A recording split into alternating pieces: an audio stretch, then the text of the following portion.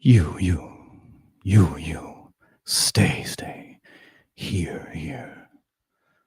Welcome back to the Heart House. Things look a little bit different here, but most of the things are the same. You all find yourself in the room that you are so very familiar with. Welcome, Raffin, Elenthi, Van, Pandora. Things might sound a little bit different. They might look a little bit different, but trust, everything is mostly the same. I'm your step DM for this adventure. As Jack Fields is off, he got drafted into the Mortal Kombat tournament, so he will be spending his time fighting for his life, and I've graciously stepped in. So, Bless. how's everyone doing today? Doing all right. I mean, still stuck in the same fucking room. It smells a little different too, or is that just my imagination? Yeah, No, it definitely smells a little bit different. Yeah, Yeah. you're smelling popcorn. There's some That's baked it. bread scents. There's even like a little hint of like kind of a musty bog scent, which Musty bog. sort of permeates the air at a it's faint, but it's there. You're all familiar with a bog scent, I believe. So Smells like home. one of the things you guys should note is that you all feel slightly stronger as you return to this room. Your muscles and sinews feel as though they have a bit more neurons firing through them. Your magic feels just a little bit beefier, a little bit more robust. And you find that, any perception or mental or physical qualities may have improved depending on who you are. And so if you guys spend some time with that, you can I don't know if everybody needs to necessarily change anything out, but if you don't, then I think that you are good. What's Raffin doing as he comes to in this room? As per usual, getting the sleep out of my eyes, thinking about the fact that the dream that was just interrupted was one that had me eating pie, which is better, but that's okay. It was a great pie too. It was a peach pie, and it had just a bunch of delectable flavors. But nothing compares to the feeling as when you return to this room. Like dreams are dreams, but this room, this is where you're supposed to be. This is where you belong. If you say so. There is an internal conflict around that. Yes, understood, and yes, and internally there is also a struggle, a feeling of wanting to get out of it, a feeling of gratitude at the familiarity, but also a feeling that something is out there that I need to reach for, which is why I pop open my flask and take a sip of my special settle down juice. All right. It's rich and flavorful, or perhaps it's biting and bitter. But that is a great point that Raffin has, because all of you sort of feel like that. You still feel that compulsion, that subtle shift that's kind of telling you you belong here. You need to stay here. This is where you belong forever. But also, you guys aren't stupid, and you haven't forgotten what you've experienced in the past little while.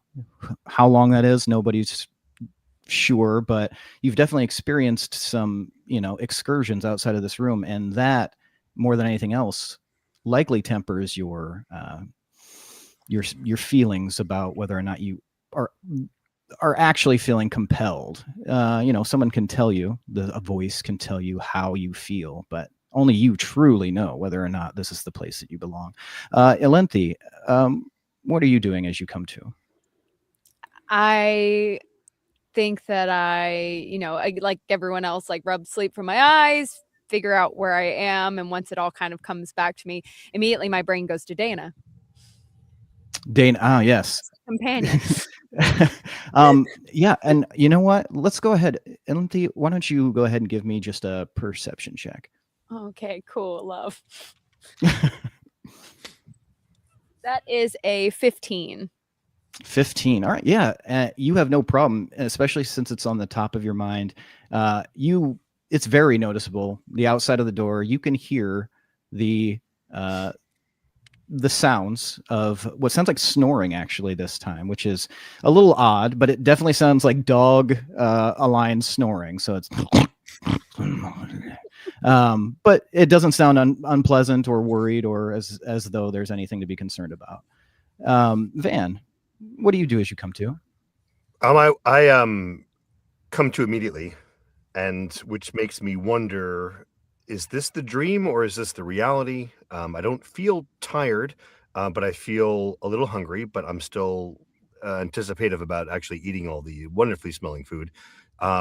But then I also what I've been really dwelling on more is that the maybe you don't know this, but the life of a hexblade warlock is not a very social one.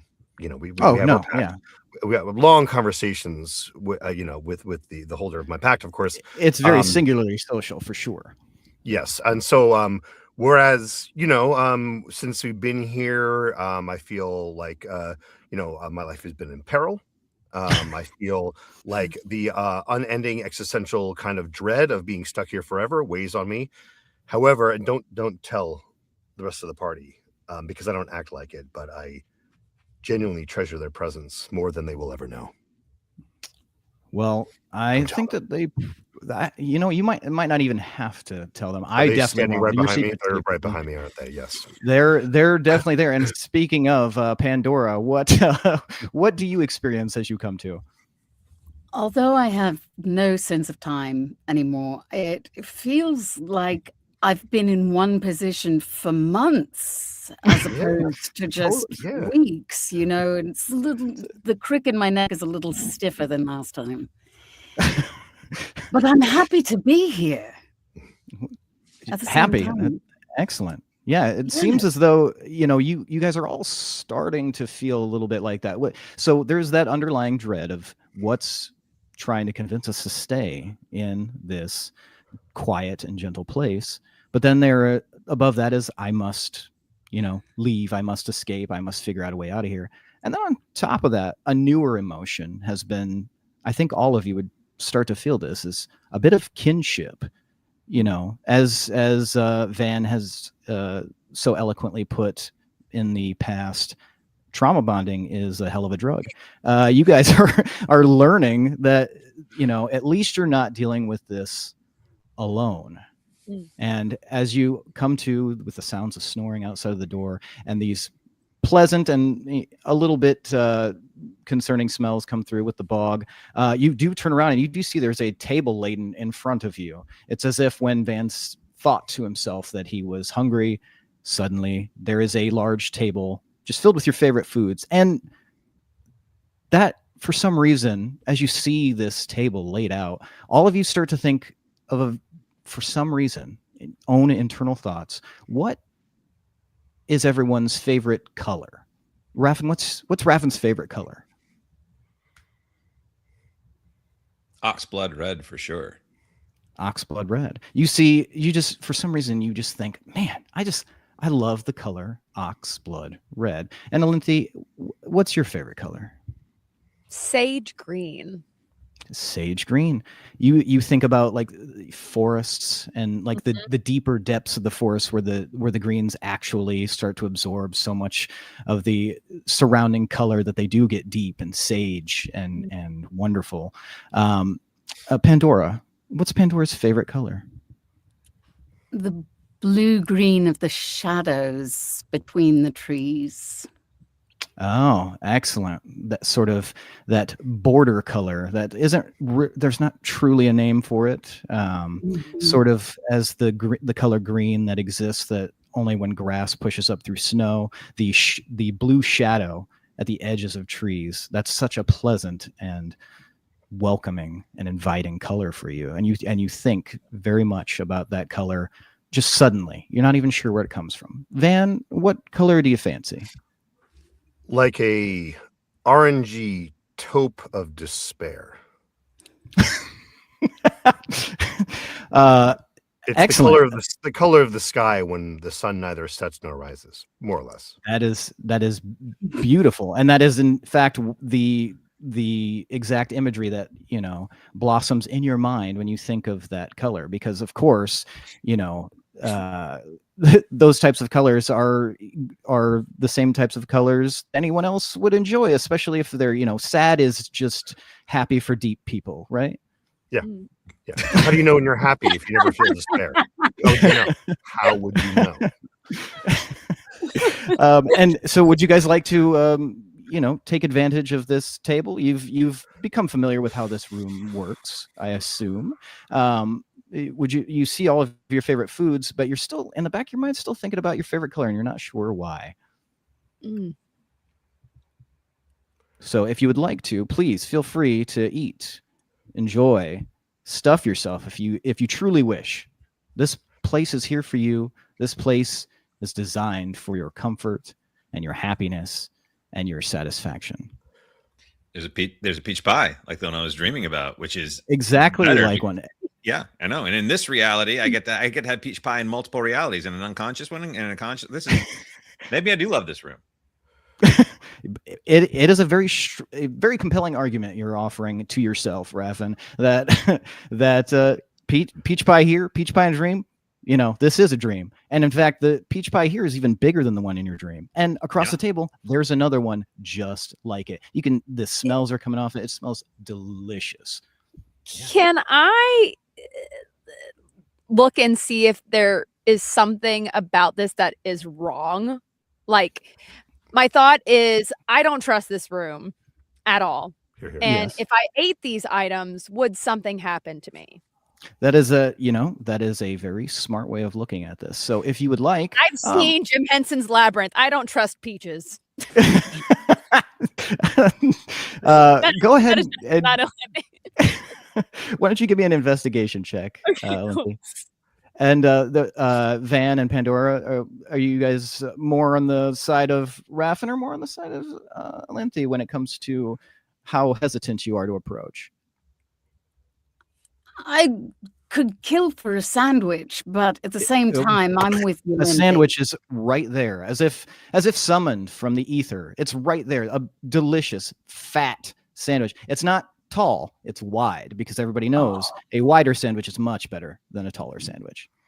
Yes. Unless you're Shaggy and Scoob. Or Dagwood. Anyone? Dagwood. Yeah. I got you, man. I got you. And Van? As mentioned, I'm deeply suspicious. If I had a nickel for every time I got stuck in a fairy realm because I ate the food, I'd have like 25 cents. However, this does seem different. This does feel different.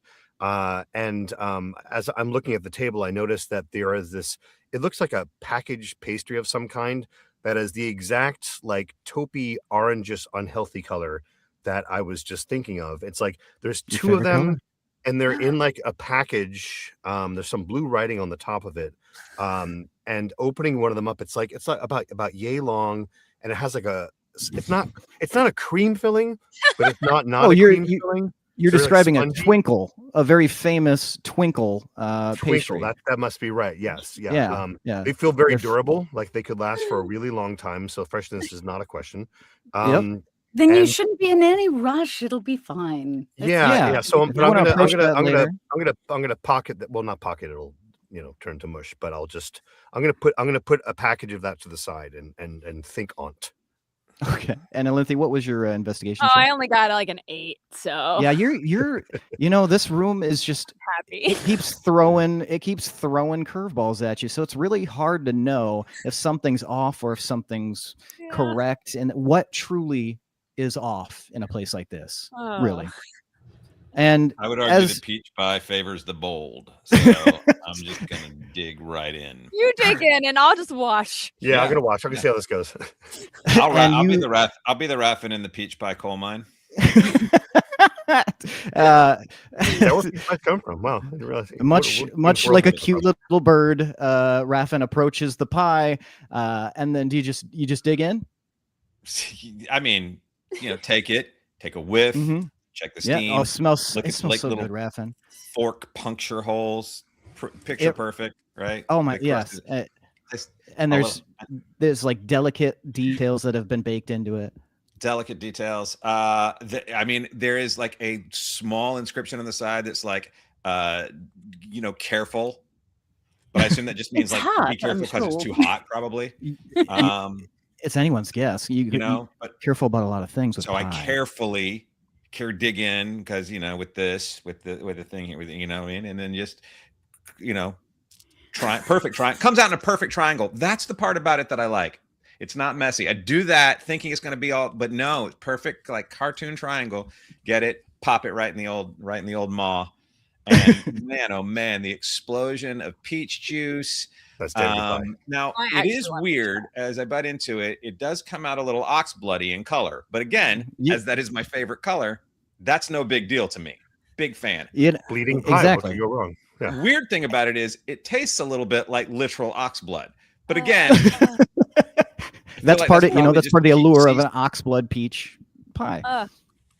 And and Raffin, one of the things that it actually takes you a moment to realize is as you stuck your hand in and grabbed that little triangle, that perfect, deceptively delicious looking slice of pie, your hand brushed up against something inside the tin.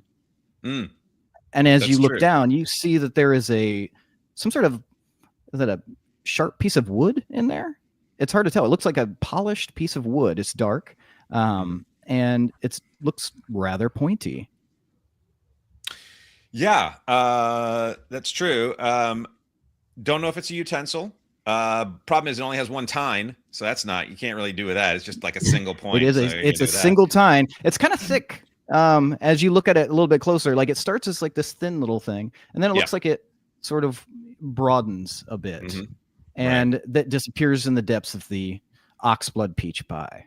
Yeah. Would you like to touch it? Would you like to leave it alone? What would you like to do?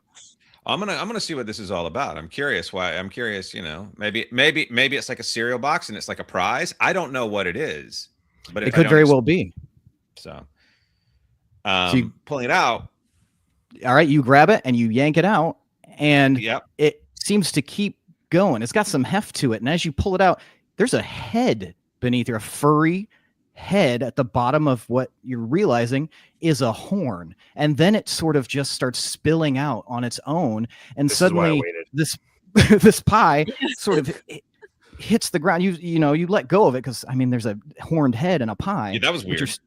And the tin drops, and suddenly standing as if being forced through, as like liquid through a smaller hole, somehow this large creature appears before you, and you guys are staring at a minotaur.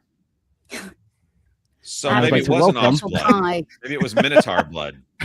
I would like to welcome our guest for today. Part of a surprise cake, but a surprise pie is something else. Yeah. Happy birthday, Mr. Raffenquill. Yeah. And so we've got Kaizen. Would you like to describe what the others are seeing right now? How do you look, and your general sense of being? As I've come out of there, obviously covered now in red peaches, and staring at my armor, wearing full plate armor at the moment, carrying a shield in one hand, a battle axe in the other hand, staring around the room. Not with necessarily what would be concern on my face, but almost anger at being pulled through a pie by another person. It's trying to figure out exactly what's going on. The experience is never going to be a pleasant one. Anytime anyone's ever been ripped out of a pastry, it's usually bad. Yeah, like I really wish that had been blueberry. So you guys see this minotaur, and standing there in his armor, looking pissed off, and you've just heard his statement. How would you guys like to react to that? It reminds me of a poem that I heard once. that it goes a little something like this. I might be paraphrasing slightly. He's from peach pie, a cool drink of water. What a sweet surprise. That's all the extant fragment of it that I know. Yeah. Dun dun dun dun dun dun dun. Oh, that was by Janie, who lived down the lane, right? Yes. I mean, if So you guys, yes, I mean, that I only familiar apply that piece word of G if it's warranted. So you know, yeah. He had a friend with only one arm. Good, Well, I good love a new tempo. friend, but I've completely lost my appetite. I don't know what I'd find in a sandwich. Yeah, I'm gonna stick to my Twinkles. I think. Yeah. Yeah, and Kaizen, yeah, the last thing you truly remember is you were seeking out. You were in the midst of some sort of conflict, the details of which are escaping you. As you, and it's much like waking up from a dream. The more you try to focus on it, now that it's gone, it's slipping away from you like, so much smoke. And you just remember some kind of conflict, physical, definitely arduous, definitely exhausting. But you remember just seeing this like glowing symbol off in the distance. And Kaizen, what's your favorite color? Oh, my favorite color is brown because that's mostly the only color besides gray I can see.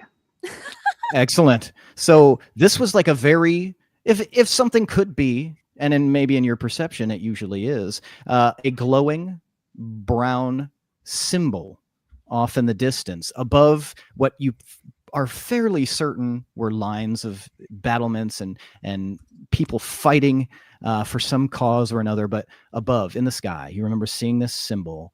It looks a bit like a crescent with a smaller crescent sort of embedded, almost spooning it. But it was a glowing brown double crescent symbol in the sky, and then you were pulled through a pie.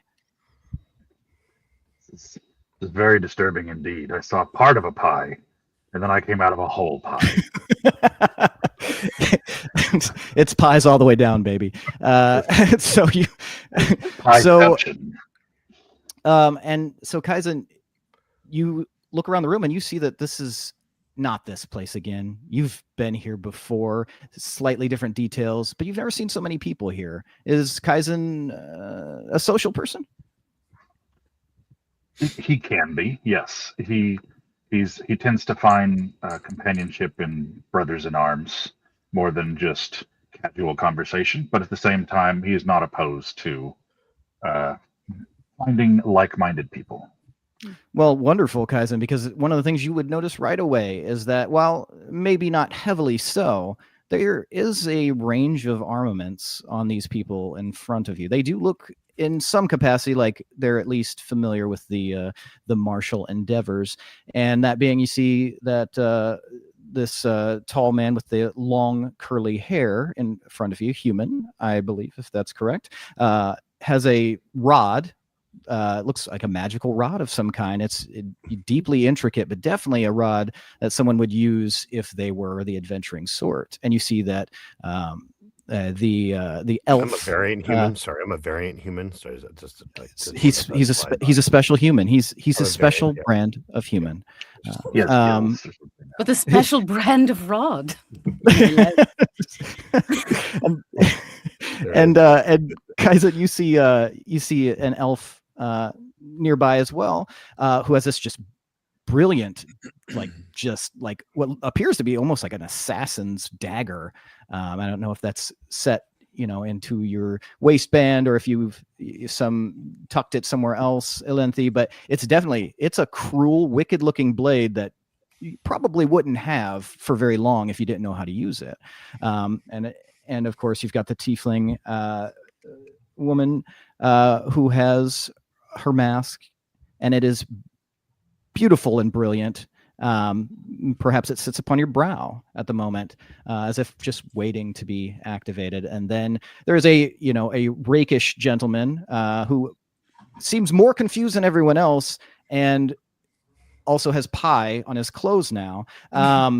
That you're fairly certain was the person who pulled you out, and he's got this, this beautiful stringed instrument that's like a sparkling deep blue color, and it is a lute, and it just looks like one of the fanciest lutes you've ever seen in your life.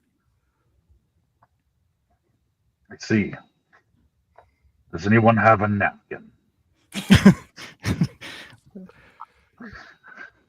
you There's one on the table somewhere. there's as soon as it's asked for, there's just a spool of ox blood colored cloth napkins, just like you can just pull it, just like just like any other rotational based hand wiping mechanism, and you pull several of the ox blood colored cloths off, and I don't know if you would like to wipe yourself down. If somebody would like to wipe Kaizen down, that's also okay. But you guys get as this is happening, Kaizen, you just feel this very strong compulsion. You are here. You're not super glad that you're in this room, but these people seem all right. But you just have such a strong desire. Whatever that symbol was, you have to find it. You know it's somewhere here. You feel it. You feel this brownness inside of you. You feel the glowing brown. It's summoning you. I do feel brownness inside of me, but I feel excuse me. I need to go use the restroom real fast. Then I can come back and just be careful what door you. Yeah. Yeah. There's the bidet room. It's blue. and once again, to sort of paint the picture for you guys, there's a idyllic window on one side. There's a gently crackling hearth fire going on another walled room. There is a door, and curiously, whether or not you remember for sure if there's ever been an actual door there, this one almost looks like it's been painted on. There's no handle to it. And Lenti, you heard Dana from on the other side of this door, but for some reason there's no handle.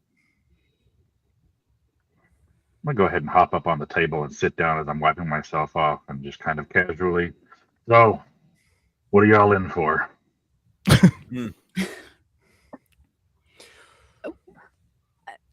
I just woke up here right now.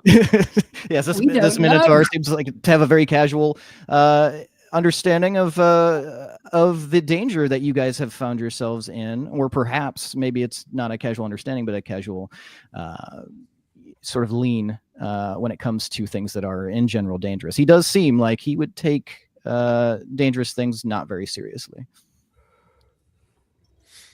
Well, we are in here. I don't know, as near as we can tell, we are in here for existing, and it seems like beginning to glean some sort of pattern here where every time we wake up, we are joined by another individual, such as yourself, not always from Pi, or ever really before from Pi. So I guess we have the same question for you. Are you or have you been a member of this dwelling before? I have. I yes. don't know all the details. Everything is pretty foggy from what happened last time. I'm sure this is some kind of magical fuckery happening that goes on with these. Not the biggest fan of magic myself, but to each their own. That's what you're into. It's okay. But I really do feel like I've been here before, and we have to do something. I can't tell you what that something is, but we must do something. That's about consistent with the pattern as well, too. Yes. Mm-hmm. Yeah. And just when you say that, I don't know what that thing is, Kaizen. You feel just this very strong sense again, almost like it's knocking at the door in your soul insistently. It's growing into it like a pounding knock. You've got to find this symbol. You've got to find this. It's so important. Nothing else is going to matter more soon than finding this symbol. All right. Well, since you guys don't seem to know what you're looking for, I happen to know what I'm looking for. I'm gonna go over and pull a dagger out and start carving it into the top of the table for the two crescents so they can see what it looks like. So he does this. It is of course a simple design, but it's expertly carved into this table with this dagger, and you guys see a crescent symbol and a smaller crescent symbol within it, sort of being held gently by it. I don't recall seeing it before. There's something that you guys might something is kind of bubbling at the edge of each of you guys' consciousness. But why don't all of you guys go ahead and just give me like a general intelligence check? So use your intelligence modifier, roll a d20, and just tell me what your result is.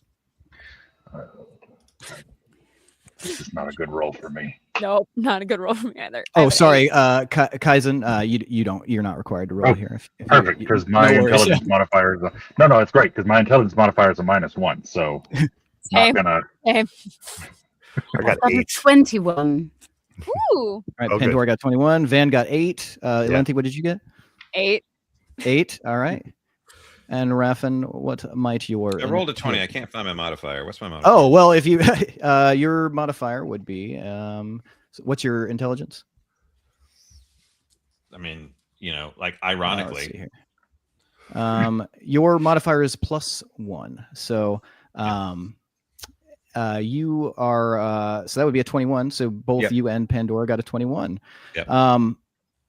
So wow, doubles. So Elenti and Van, you did nothing. There was this little bit of a bubbling memory coming up, but nothing too strong. It escapes you almost immediately. I Yeah, haven't had just coffee like yet, so it could be anything. There's so many things that look like crescents, the best things. But Pandora Like and Raffin, Crescents look like crescents. Forget there's some those are croissants wonderful on the things. table. Yeah. Yeah, and in fact, it's almost confusing seeing the. No, I the remember crescent that shaped symbol. croissants. it's carved right on the table. And then right you there. aren't incorrect, Van. That is a wonderful That was an 8. with an 8. Pandora and Raffin, almost at the same time, you guys even like look at each other as if, oh, well, we've definitely seen this symbol somewhere before. And as both of you guys are cataloging, Raffin, you're thinking about the upper level, and Pandora, you're thinking about the lower level, and you can't quite pinpoint it, but you guys recall having both seen something like this, possibly right after you first arrived here, somewhere in the vicinity of where you traveled when you first became aware inside of this room after you left. Which gives you a good indicator that you might need to check out somewhere, perhaps the donut-shaped hallway. Just before they begin, though, I point at them and I go, "You know something. I know So- it's here, and I know you know something. I know that look on your face." There's a What have very you seen? aggressive Minotaur accusing you of knowing something, Raffin and Pandora. I think we need to go explore. So we need to get through the door with no handle. Correct. Can Dana open it from the outside if we use some sort of magic knock? You are perfectly welcome to. How would you like to go about communicating this to Dana? And would anybody else like to assist Pandora in communicating this with Dana? Well, I'm rather good with animals, I believe. I am too, so I can probably assist. Okay. Yeah, absolutely. If you'd like to, give Pandora the help action. Pandora, why don't you tell me what you're attempting to achieve? I am attempting to communicate to Dana that despite the fact that she does not have thumbs, I would like her to open the door. She can Excellent. use teeth. She can use It could be a shoulders. this knob or it could be a this knob. Yeah, right. It could. Yeah. I So lean over to I'm- Raffin and I'm like, "Are they crazy? What are they talking to? They're talking to a door." Yeah. Yes, so There's you lead down and get close to that door. And I'm sorry, Raffin, what were you saying? No. I was saying, I don't know. They're leaning down and getting close to that door. Go ahead. Oh, okay. So you guys are both attempting to speak to Dana, and you can hear on the other side of the door, you can hear this hellhound sort of awake and aware, as if your presence alone has made her kind of registered with her. So proximity, perhaps, but it appears that she's pretty open to communicating with you, at least in some capacity. So how would you like to go about physically communicating this? In what way? I don't know, just like shouting through the door. Okay. And it is quite muffled, and you do see that the seam that normally would, there's usually a larger gap underneath the door, or perhaps at the top, Obviously. depending on When it's the not type. drawn on. Yeah, but it is, clearly not there. Though there isn't nothing. There is some sort of seam, but it isn't. Yeah, so some sound does carry through, but it is you get the sense it's quite muffled. So if you would like, go ahead and give me an animal handling check. For the help thing, do I need to do anything, or is that just? That is, thank you for reminding me. You can do that with advantage because Ilenti is also assisting you. So go ahead, roll d20 twice and take the larger number plus your animal handling modifier. All right, so 18 is the larger, plus 18 plus 6 would be a larger number than 18. 24. So you were looking at 24. That's an excellent roll for animal handling. That's very few people, Doolittle included, could probably communicate as effectively with this dog as you have just now, Pandora. And you indicate, as you mentioned, try to figure out how the handle works. Let us out, and you can hear, kind of the sounds of shuffling, like a dog getting off of its haunches, and then you hear like a sort of sound, and it sounds kind of like when you're, a locked door with a little bit of like the paddle handle, like you hit it, it doesn't open all the way. It just kind of like a little bit of a reverberation. So she's found the handle, she's hitting the handle in some way that you can tell, but for some reason that's not opening it. It's the lack of bloody thumbs. Question. Do you need help Is with there? I know there's not a door handle, but is there like a key hook, or does it appear that the door either goes like in towards Dana or out? Oh, like Push or pull. for like where like the hinge would be. Right. You do in fact see that it looks as though there's not much of a visible hinge on this side. You are fairly certain that the door would swing outward, away from you. So it's a pull Okay. rather than a push. Dana's invariably pushing. Would it help if I could, for example, off the top of my head, craziest, cast an illusion of Pandora doing the action that we want Dana to do on the other side of the door? Yeah, that is definitely something you may attempt. Now, keeping in mind you can't see what is on the other side of this door, so you will have to use your best guess. What spell were you considering doing? Like I have an illusion cantrip that I can or a crowbar. Yeah, that's also magical. I have an illusion cantrip that I can project up to 30 feet that I could put on the other side of the door, even if I'm on the other side of the door of Pandora, either saying or doing whatever she chooses, as a way to be like pull, whatever, or that's up to her. Yeah, just like that. Excellent. So, all right. So you go ahead and you can cast that, and I imagine you cast it like maybe 5 feet away from you if you're up against the door. Yeah, I have to be with it. Yeah, I have to kind of right up. I will go right up to the other side of the door. Excellent. Carelessly. Yeah. Okay. And it's a 9. It's a 9. What are you rolling for? Sorry. For the illusion cantrip. Oh, gotcha. What's sorry? Will you refresh my memory on what it requires as far as a roll? I'll tell you 1 second. Because we may need to modify it based on the what the intent is. So this is a minor illusion. Yeah. Just one action. It's not telling me. 1 second here. Let me pull this up. I will assist you. This is my help action as a DM. It's actually 30 feet of range in an area of 5 feet wide, so I could be within 30 feet of it, actually. Excellent. So you accidentally cast it behind Dana. No, over here. So what we'll do for this is, so this won't require, because this would just be against your spell save. And that's only if Dana was trying to discern whether or not it was an illusion. And while being a sentient creature, Dana probably isn't too concerned or suspicious about illusions, especially if she's going to see Pandora.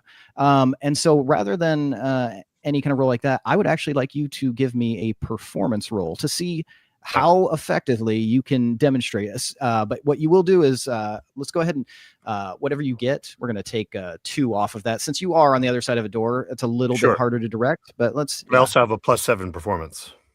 Oh, Yeah. well, that shouldn't be Well. shouldn't be too difficult. You saying it? Everyone's thinking it. Okay.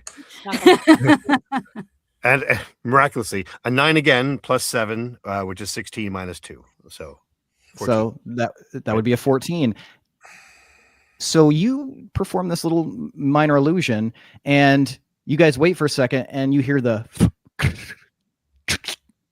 and the door starts to swing open in like kind of a jerky fashion. And if you were to look on the other side, you would see Dana has gripped the handle with her teeth and is slowly dragging it back while also keeping it like going up and down, because she's not 100% sure how a handle works. She just knows that she went up, down, and it came loose. So she's going to keep going up, down, and moving back until the door is open enough. And then before anyone can do anything else, she releases the handle and she just charges in and is like just all over all of you guys. She's happily wagging her tail. And she sniffs and licks each of you guys, and she even like gives sort of a acknowledging look at Kaizen. And Kaizen, you're fairly certain you've interacted with this dog before, and you were pretty impressed with not only the size and ability of this dog, but also just the general temperament. It looks much more aggressive towards humanoids than it apparently is, and that seems to have been your experience. And you recall that this dog's name is Dana. This was very unexpected. As entertaining as it was to watch you all go through whatever that was to get a door open, probably could have just hacked down with like an axe or something. And the rest of you remembering multiple instances of pickaxes and axes and hatchets. Son of a bitch. Hey, we're getting creative, all right? This one resulted in less calluses. So, except for Calluses maybe are on the just gum line. leaving your hands. But now you have kind of spilled out into this, section outside of this door.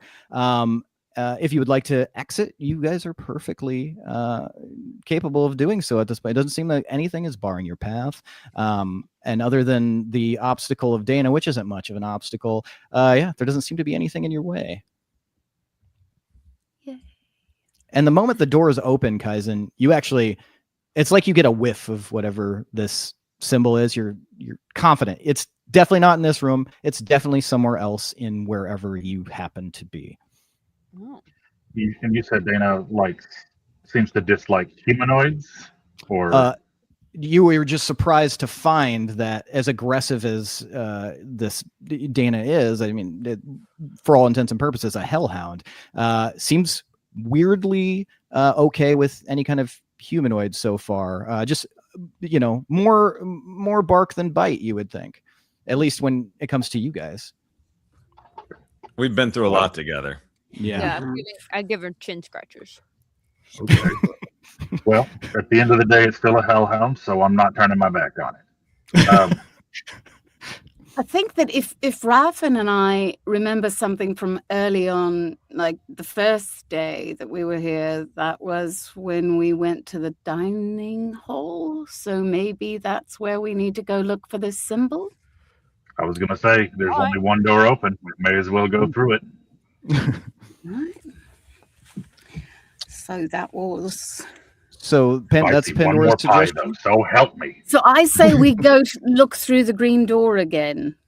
How do you get the rest of you guys? Does that sound amenable, or do you guys have alternate ideas? One room at a time, Yeah. Yeah. If that's where you guys feel like what you guys remember, I trust your memory more than mine. I do not want to start with the blue door. No. Nope. Because you guys do truly recall the blue door, the just massive amounts of water that pour through it with high force, very dangerous. But we didn't you die. guys, you didn't die, and What's behind that's the blue also door? the truest Monty Hall problem of them all. Also, and so which one's blue?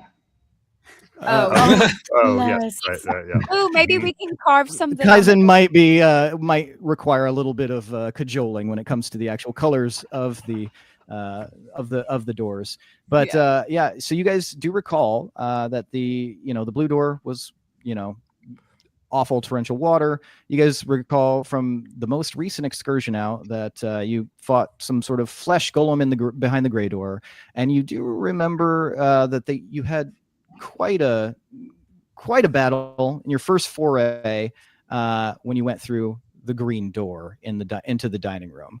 And so you're not 100% sure what to expect this time, but this would also be only the second time you've ever gone in through there. So well, we've leveled up quite a bit since then. I feel like hubristically we can handle anything that comes through there.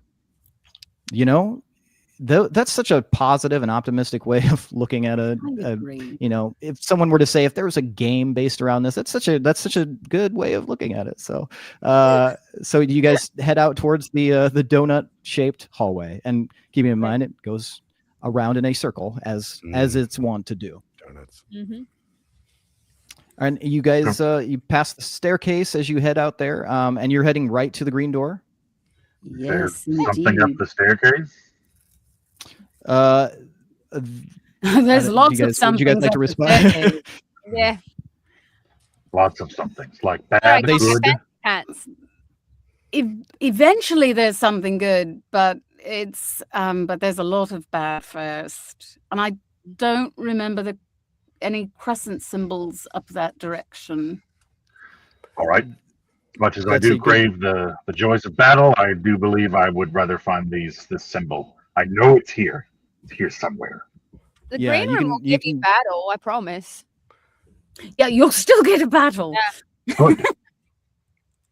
Yeah, there's not really any good options for avoiding battle in this place. Yeah. or water or fire, presumably. But yeah. Ironically, I would have considered those bad options. So let's go. You were talking about the efficacy of swinging an axe. We'll see how that plays out. Yes. So you guys trudge on over. You pass a few of the doors until you arrive, and the way that you take to get there, you pass the blue door, and if you had entered from the other side, you would pass the gray door, and until you pass the red door, and then you are at finally the green door. Now this one, right? This gray door, not that gray door. That gray door. It's that other gray. It's that different gray. Should we carve like a small G on it? Gray or you are more than welcome. G-R-E. No, wait, no. G-R-E-E. A small frog, perhaps. To put like a leaf on it or something. Leaf. Let's do a leaf. Leaf. Not an autumnal leaf, but a flourishing. Yeah. I wouldn't know the difference anyways. They're just. Everybody tells me leaves are green, so whether they're on the ground or on the tree, they're the same color to me. Right.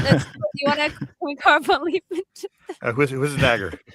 You rogues. I mean, you bunch of rogues. Whoever. Whoever would like to. That's me. I do have a question for you all, though. What's everybody's passive perception?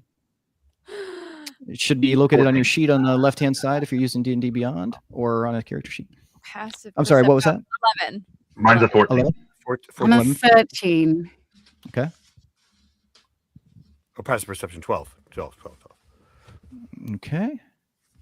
And I believe, let's see here. And then I'm trying to write everybody's down here so that I don't have to necessarily ask. A little bit more seamless. And I believe 13 for... 13. All right, excellent. 13. Sorry, it took me a sec to find my note there. So those of you who got 12 or higher, raise your hand real quick so I can see. Okay, so all of you guys notice this to varying degrees of like a delta symbol. So very, very small iota. But you guys notice that it's probably less curious to you, Kaizen, but the rest of you guys would notice that this donut hallway, it's recently been drenched by water.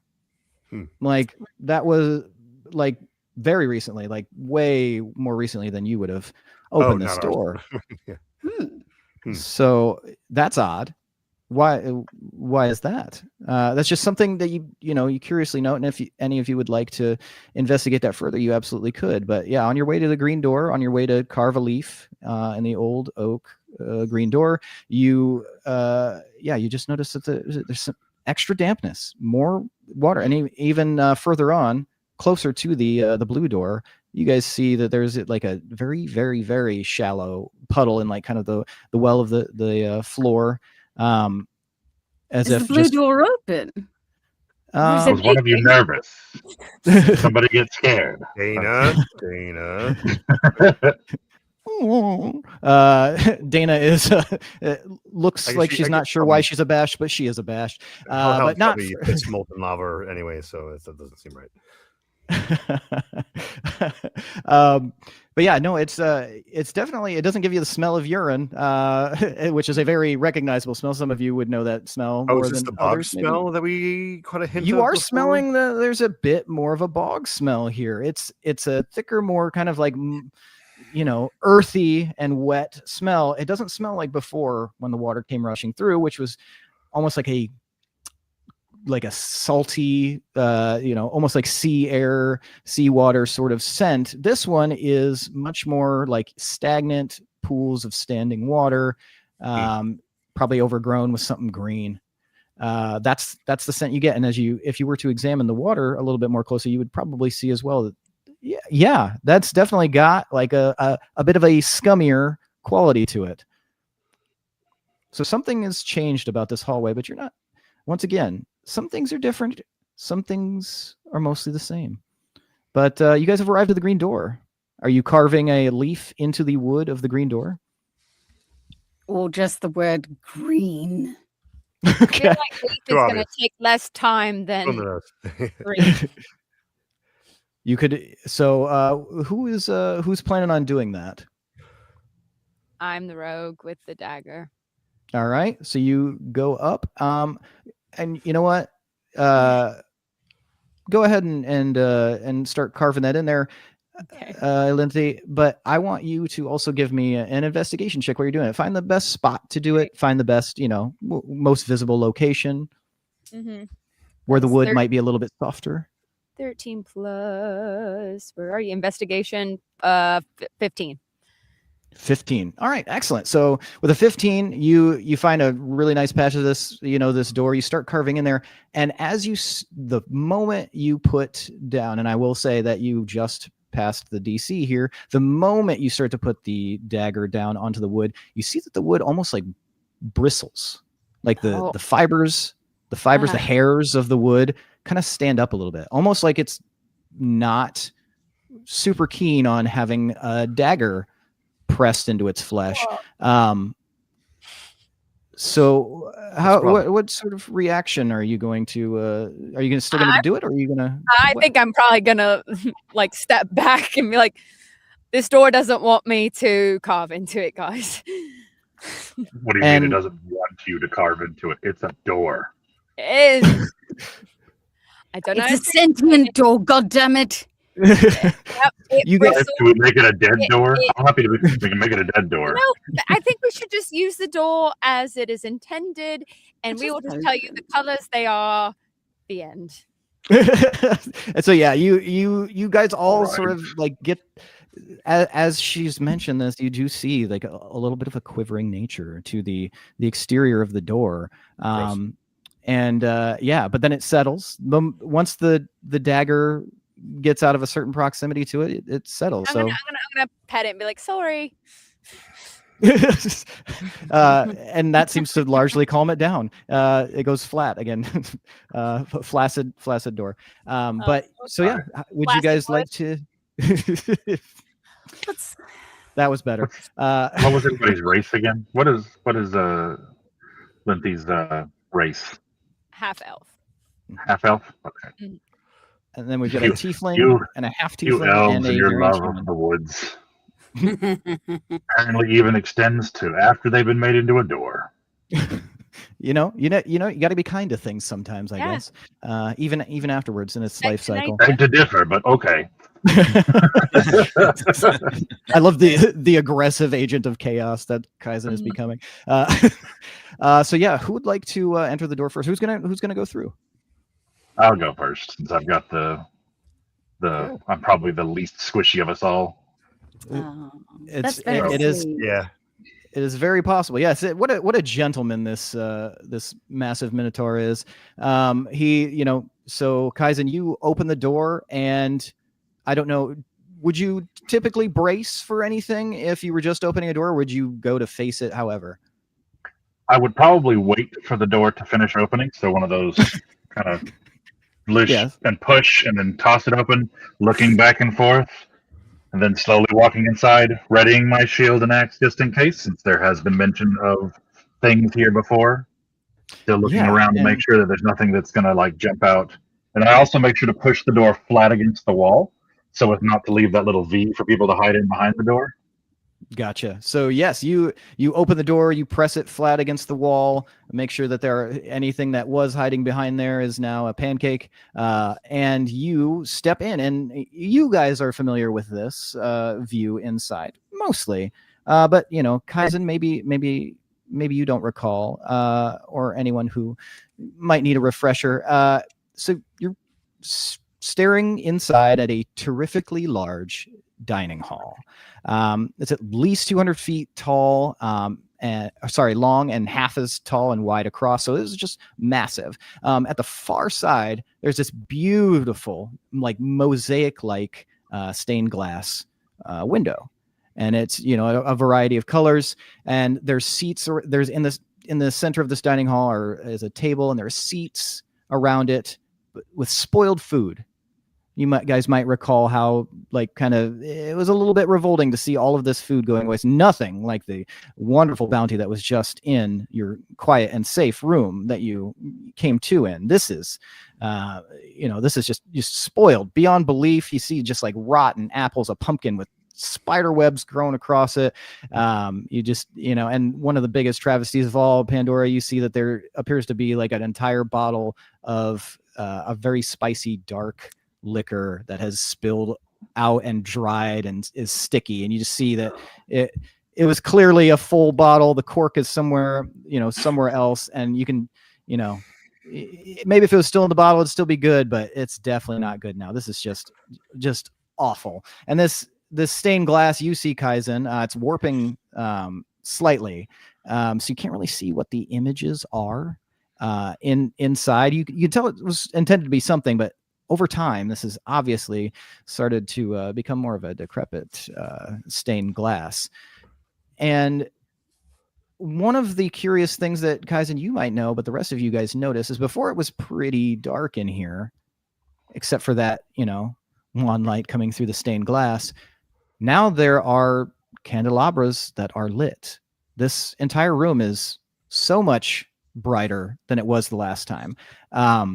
And in fact, you think some of you are thinking, like, if we clean this up a little bit, it might be not half bad place to hang out. And you don't get this overwhelming sense of dread that you had the first time you visited. You guys can see all this through the doorway. So while it is very similar to the room you last fought in, there's also something off. The light's on, and it appears to be even more empty than last time. I'm and very glad for the pie that I came out of after coming into this room. Feels like this could have been much worse. Yeah, that would have been a deal-breaking pie to come out of here. So yeah, do the rest of you guys enter behind Kaizen into this dining room? Yeah, I'll go in, either severally or all at once. But the fact that it seems so benign, it conversely makes me even more wary. So good to be true. Yes. Yeah, exactly. Exactly. I'm not. I think it's great. Well, I volunteer. So Rapton's going first, and then Rapton go first. Yep. Yeah, that's fine. Yeah. I have no problem with that. So yeah, you walk in and you are you look around and you see, yeah, this is interesting, but also there's no. Last time you guys were here, there was some music playing. It's dead quiet this time. It's as quiet as a crypt in here.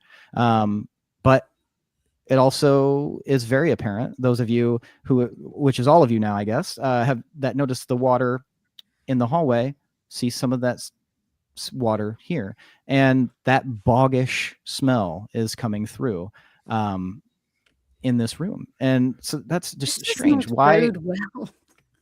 No, there's something Something so trapped off. this in, clearly.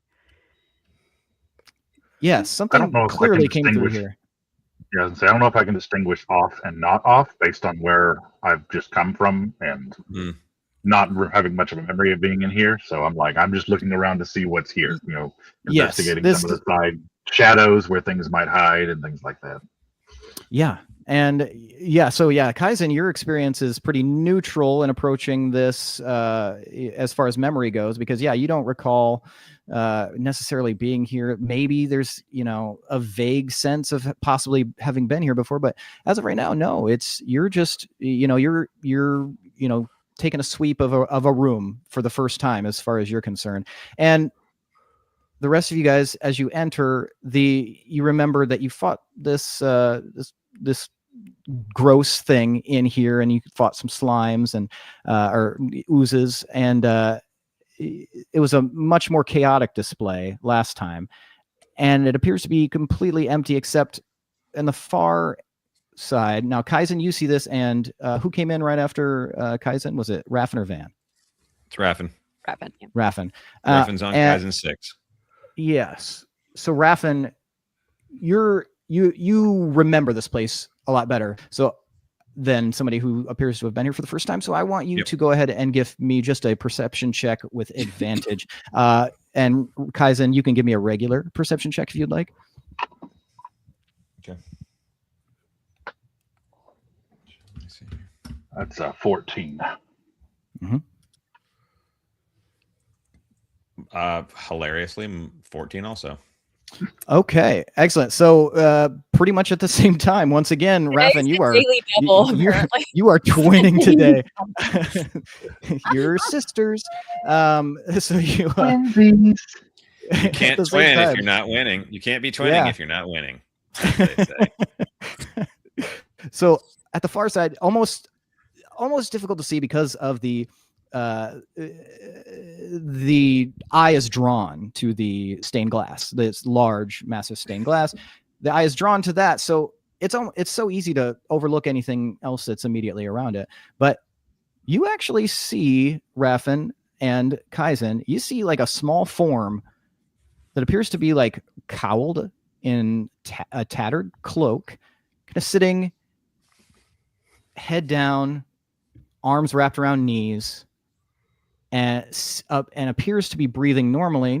Nothing that seems concerning, but definitely a living individual sitting right underneath this stained glass. Sitting or laying? Sitting, but not looking as though they're trying to hide themselves. It's hard to know if they're conscious or just resting, but they're definitely there, and they're definitely in a seated position. You assume that possibly, generally the arms are wrapped around the knees, head down, so they're probably awake in some capacity. Not if they were trying to sleep, probably not fully asleep, but just this little individual. You would judge them to be maybe, because they were cowled, it's hard to see like what race they are or anything like that, but something child-sized or slightly larger. So maybe one of the more small races but perhaps a full-grown adult. But it's hard to tell from here. You might have to get closer. All right. I look over at Raffen and I go, "Well, let's go say hello." And start walking over towards the person over there. Yeah, I always, if I've got a Minotaur with me, I feel impenetrable. So, and who wouldn't? That's the ultimate bodyguard there. Well, if it's in front of you, then you are impenetrable, Dan. Basically. So you two, march over the Van, Pandora, and Elenti. What are you guys? Are you guys still in the hallway, or are you guys coming in? We'll come in. I mean, I'll come in and I'll probably enthusiastically back them up from the doorway. Coming in. Yeah. like stay Cautiously. distant from whatever they're going towards, but Yeah. like I have a be ranged attack. That's helpful. in the Gotcha. room where it Moral happens, support. not involved. Just the two done. tanks going You forward. guys right? got this. You guys got this. Woo! Woo, we I believe do in call out you. before we. I do call out before we get too close. Hello there. Is everything okay? Just to make sure that I'm not walking up and like startling them or anything while I'm within attack range, kind of thing. So, Gotcha. So about how many feet away do you stop before you shout? As we're walking, I'm calling out. So we're probably Gotcha. half to 3/4, half to 2/3 of the way there, and I call out. Well, is everything okay? Do you need help? Is there anything wrong? And walk up, and before we get to them, and then eventually we'll a few more steps and we'll get within range of them. Okay. And I'm whispering commands into Kaizen's ear, like ask them who they are, ask them what their name is, ask them how they're doing, ask them if they're okay. And I'm really thankful for this because in one ear, out the other with an 8 intelligence. So So is Kaizen like repeating like the things that he's saying, almost as if he's just got like kind of a little Cyrano in his ear? yes, almost as though I was reading from a prompter. Excellent. So this like rapid fire, like deep, subtone of comes out of this Minotaur towards this small individual. And I'm sorry, refresh my memory, Raffin. What specific phrases are you saying? Ask them what their name is. Ask them who they are. Ask them where they came from. Ask them what race they are. Ask them if they need anything. Ask them if they know what happened to the food. Ask them what the water's all about. Ask them if it's a bog. Ask them why the bog smells like that. Ask them how they like get the to cow. know what your social security number and current car warranty standards are. Yeah. Ask them. Yeah. So all Ask this them all like that. cavalcade of questions comes streaming out of Kaizen, and one in particular seems to resonate with this figure. As you're getting closer, yes, it says shit, and I thought I told you to delete my number, but When he looks at Tasty in the middle of a Tootsie Roll Tootsie Pop, ask him like that. 3. Finally getting over there. They're like, he wants to know what your favorite flavor of ice cream is. I think we've run out of questions. Mm-hmm. yeah, It's an old game. It's an old game called 20,000 Questions that we used to play when I was a child. It takes 8 years to complete. You played And strange that's how you games. know We you're a just hit man. each other with sticks. He's only played once. He's not that old. he's still playing. It's all like Game of Thrones.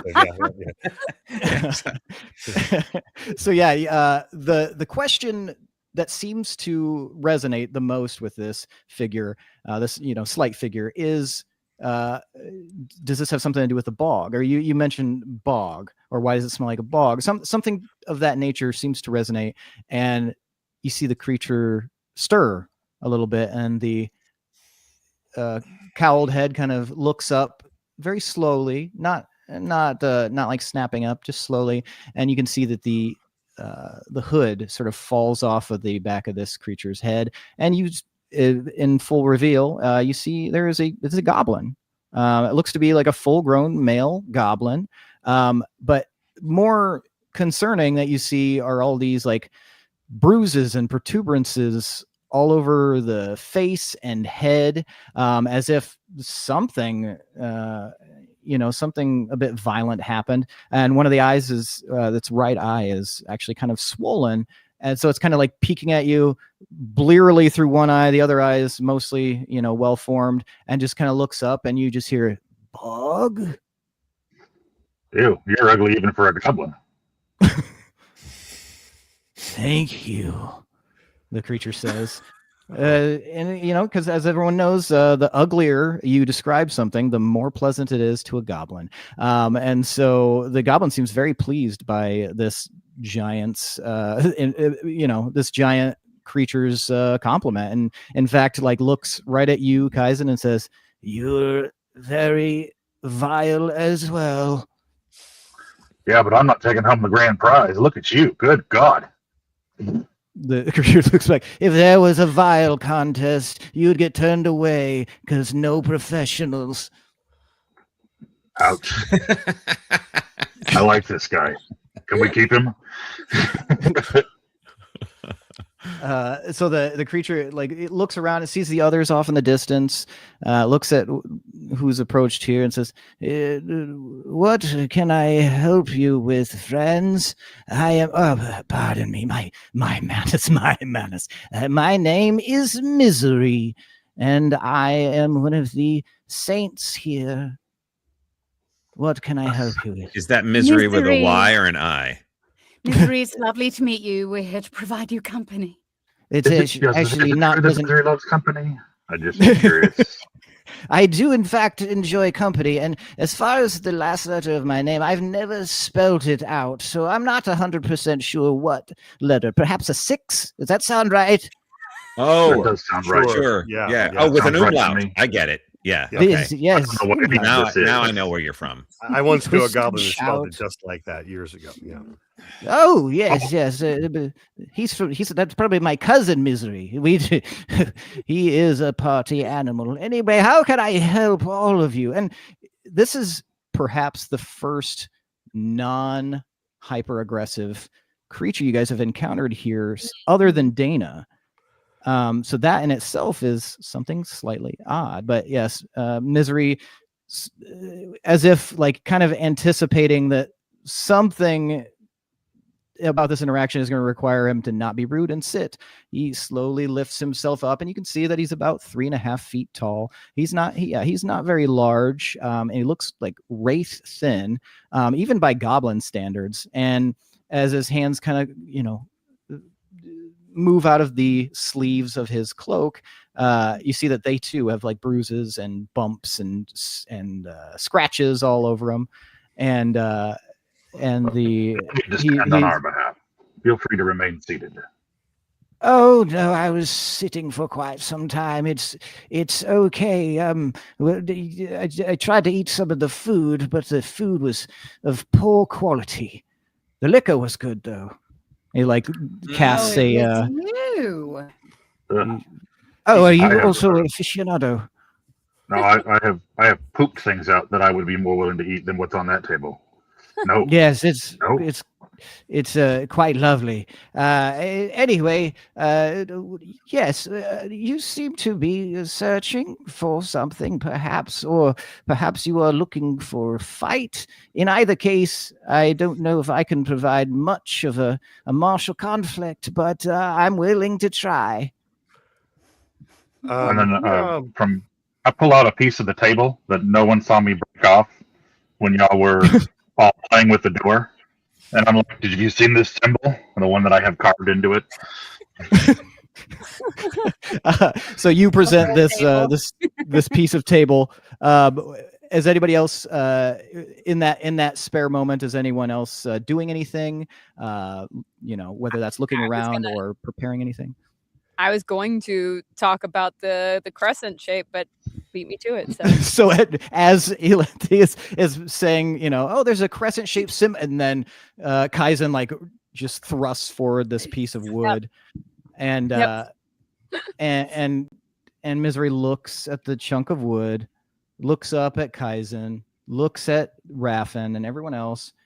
I seem to recall having seen this symbol. Have you checked the stairs? I think the stairs. My companion said that they don't remember seeing anything upstairs. So No, we were no, not busy when- upstairs. like the actual stairs. These stairs. These stairs? The THE stairs. The article, not plural. we're The really ones sorry. right You're just outside so the room. ugly it's hard to hear you. The ones. Huh? Yeah, I mean, when last time we were on the stairs, we didn't really pay attention to the stairs because we were so focused on the not. mimic at the top of the That's stairs. true. So it's possible. Should we go? The ones that are outside the room, though. There's not like a secret staircase in here, right? No, the ones outside of the room is indeed the ones that old Misery was talking about. All right. Well, We can go. should we go? Does Misery? If Do you wanna you're have so company? inclined, you want to come along and you can, I'll bet because Misery loves company. Yeah. Why we're here. I do like company, but I don't know. I'm also cautious of company. Misery is also has a tendency of, being avoidant and maybe disassociating. So Misery is also those various facets. I'm a believe complex Misery- individual. Misery contains multitudes. Misery needs some immersion therapy. Let's go, well, Misery. Come on. Misery, if you can point out to us where you've seen the symbol, I will be your number one fan. And Misery. Okay. Maybe. This seems to sort of set Misery into like a weird spiral. Van, why don't you go ahead and give me a persuasion roll? So go ahead and roll a d20, add your persuasion modifier. And if anybody would like to help with that, you will need to be proficient. 22. Okay, and you're going to help with that, you said? Well, I don't know if he needs it at this point. I mean, you never don't need help. You want to intimidate him, but not persuade him. Okay, so with help, Van, go ahead and you can roll that with advantage. Especially with somebody like that, seems to be spiraling in some capacity. My advantage. Hold on. So you just take you roll the d20 twice, whichever one's the higher number. Yep. 17 and. My mother used to have a jewelry box that did this from time to time. We just had to smack it, and it would actually get back on track. 17. So, 17. Well, plus 4. So yeah, 21. 21. Thank you for that specification there, because you feel, as you see, how would Van try to calm somebody down? Van is very familiar with the art of anxiety. True. Clear. Sure. How Intimately. So in that, you Though my performance is quite high. Yes. So you have a tendency of knowing what spirals look like in the moment and what might be the best thing to do to kind of draw them out of it. So what kind of thing would you say to somebody who looks as they're on the precipice of a spiral? Right. Well, first I'm going to get down to Misery's level, which is pretty much the floor. I'm going to look Misery right in the eyes. I'm going to take him by his little bony ratty shoulders. And I'm going to give him just a little kiss on the forehead, just a little tiny kiss on the forehead. The last thing he was expecting, and say, Oh, God. Misery, you are good enough, you are smart enough, and you smell terrible. And like the boop of the kiss on the forehead, he's pretty small, so even that little bit, and he's like pretty tiny, so that kind of like puts him on the back foot for a second. He looks a little dazed, but it does seem to have snapped him out of it, because the DC on that was actually 20, so 21 just gets it. Like he was in his spiral, and your little boop of a kiss and your words of wisdom actually kind of brought him back up, and he like blinks at you. Well, he winks at you because one of his eyes isn't working properly, right. And seems to come back into himself. Oh, sorry about that. No. That was a very sweet thing that you just did. No one's ever said that I smelled that bad before in order to draw me out of one of those little episodes. So that was, in the kiss, well, insult to injury, which because I'm a goblin, that's a good thing. Yeah. I figure a little bit of patronizing, would just snap him out right of it. Yeah. And I'm in shock. I wish Uncle Rutherford had known this trick before, because that one time with Mom's jewelry box, he went way too hard. And yeah, once you get the song going, my persuasion skills get going. Yeah, it's fertile territory for somebody who understands that level. So yeah, you seem to have brought Misery around, and now you guys he's kind of like standing a little bit taller, back's a little bit straighter. So he's like 3 foot or 3'6" now. Man, he's he is a confident monster among goblins. And he's like, all right this way. And he reaches up and he takes your hand, Van, and he like leads you out. Are you reaching out to him, Melenthi? Oh yeah. And he takes your hand too. Hello, I'm Misery. And then so you guys, he's just like walking along holding you guys' hands. And we're gonna swing him back and forth. It's gonna be a great time. You guys swing. Please, can we just swing? 1, 2, 3, jump. You guys may swing. You know what? He seems to be enjoying this like weightless feeling. He's like, oh, this is wonderful. This is you know I'm a full grown man, right? Yes, of course. Good. As long as we understand this, time. that's not weird. That's not weird. Okay, excellent. And you guys exit the dining hall. Yeah. We're headed to the stairs. We're on our way. Yeah. All right. So all of you so you head down. The water is still there. Still not higher, not lower, but just still present. That boggy water. And you guys head back towards the stairs, and you finally set Misery down, and he's like, oh, that was fun. We could do that again sometime, perhaps. And he like looks up at both of you guys, hopefully. Sure, sometime. Sure. Yeah, anytime. Totally. It was real neat, real cool. I see why you all were so not keen on getting into battle before. You guys, despite what the rumors say, friendship is not magic. Okay, it's not.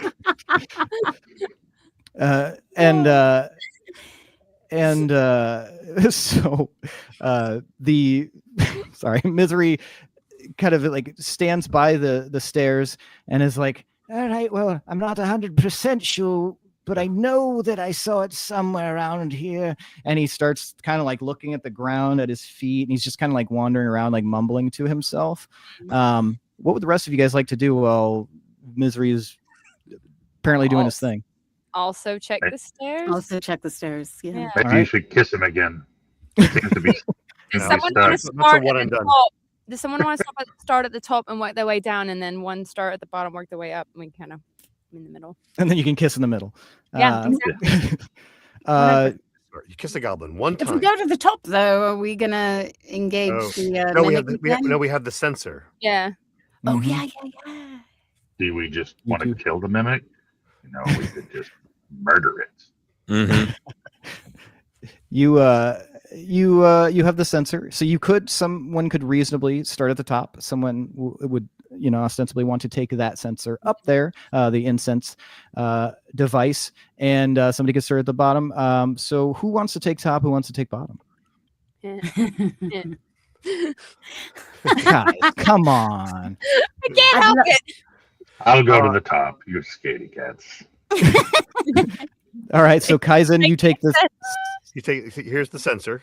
All right, you take this incense sensor, and you go to the top. And who's taking the far side of the stairs?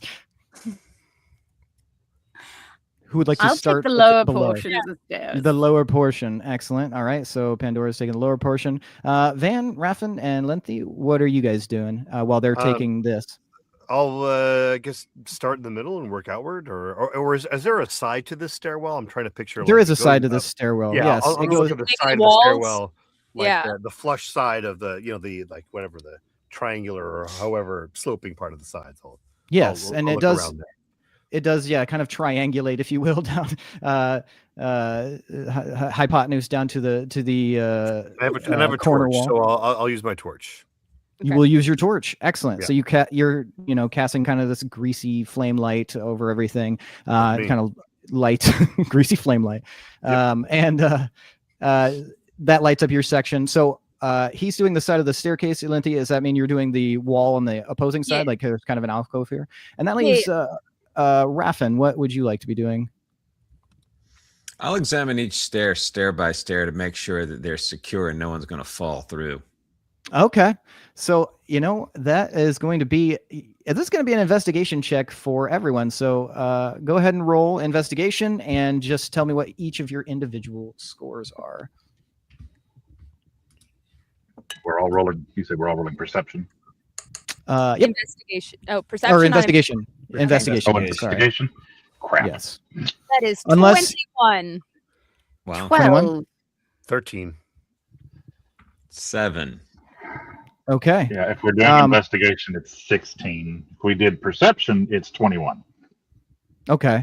Well, I will if your perception is higher, it would be a little bit, a more sensory based sweep rather than a full investigative look. But if you would like to use You your can take the perception 16 score. on the investigation. Okay. Gotcha. All right. So who got 21? Was that Pandora or was that Alenti? Lengthy. All right. Alenti, along the wall, you're kind of examining things, and you're like really getting in there. Like, it's a porous wall. You can, you're becoming one with it almost. You really understand this wall. You've seen walls before, but this is a wall. You've seen walls before. I have But none seen quite walls. like this. It's Like that it scene is. from Shrek. I like that wall. That is a nice wall. I suddenly have developed a construction skill. Yeah, you are. Yeah, you're like, I could, you know what? I could see myself really spending some time near this wall. But you're examining it pretty extensively, getting very familiar with, all of it. And you actually find down at the bottom near the other wall where these two walls meet. You see there's like a little slot. It can't be larger than your fingernail, like your pinky nail. And it's right down where the walls meet with the floor. So like this perfect holy trinity leading to just this like tiny little slot. And we'll get back to you in just a second so I can describe what everybody else is doing. Kaizen, as you kind of walk down the stairs, you got the center kind of swaying. You look very orthodox. As you're coming down these stairs, and you're not seeing this symbol that you're looking for anywhere. You see a lot of wood, a lot of knots, a lot of scratches. You see what appear to be like teeth marks, but yeah, nothing that is really resembling this crescent. And the same for Pandora. As you're coming up, you're not seeing much of anything. Pandora, specifically, what was your investigation? 12. 12. Yeah, it's these are fucking stairs. Like, that's as far as like this, nothing out of sorts. And then Raffin, oh wonderful baby Raffin, with an 8, was it? 7. 7. Oh wow, I was trying to be generous. Yeah. You are the chief of stairs in your mind, but outside externally, yeah, you could these might be stairs. You're not even 100% sure if they are. Yeah. And Van, I'm the stair master. I'm not master of stairs. Van, what was your investigation? 13. 13. Yeah, the wall next to it, there's definitely something. With a 13, it almost seems a little bit hollow. Like, it's not like normal walls. This ain't a usual wall either. Something is off about this one. And as to go back to Lengthy, this slot, there's some like air coming from this slot. This tiny, like I said, no bigger than your pinky nail size slot where it meets. It's super weird, almost as if the joint wasn't fully formed when they carved this place out. I don't know if you would like to mention that to anyone, or I'm going to mention all what I learned to everybody. Okay. So you guys hear Lenti mention that there's a curious windy slot down here, in the joint of where the walls and floor meet. Would you guys be intrigued by that, or are you going to keep doing what you're doing? I mean, I think at this point it's our best lead. Yes. I'm still at the top of the stairs. So you guys, you're looking around. You see an odd cabinet at the top. But yeah, so the rest of you guys do go and approach this slot. The only thing I would otherwise ask before we do that is, does Misery have anything to say? Did they find anything? So Misery seems to have just been like kind of like, but when you say I found something, he toddles on over, little pads over. He's barefoot, and he walks over and he kind of crouches down and leans forward and looks. He's like, I don't think I saw it in this hole, but it's something, I guess. But as you guys kind of gather around, not only is wind coming out of the slot in this wall, but also more of that bog smell. Boggy smell. It is very much stronger coming from here. There's something curious about all of this. The water in the hallway, the water in the dining room, the strong scent coming from here. There's something going on with this slot. It's just really difficult to know what at the moment. Would anyone like to try their hand at figuring this out further? Yeah, does there seem to be, I know there's like a slot, does it seem that we need to find something to go in it?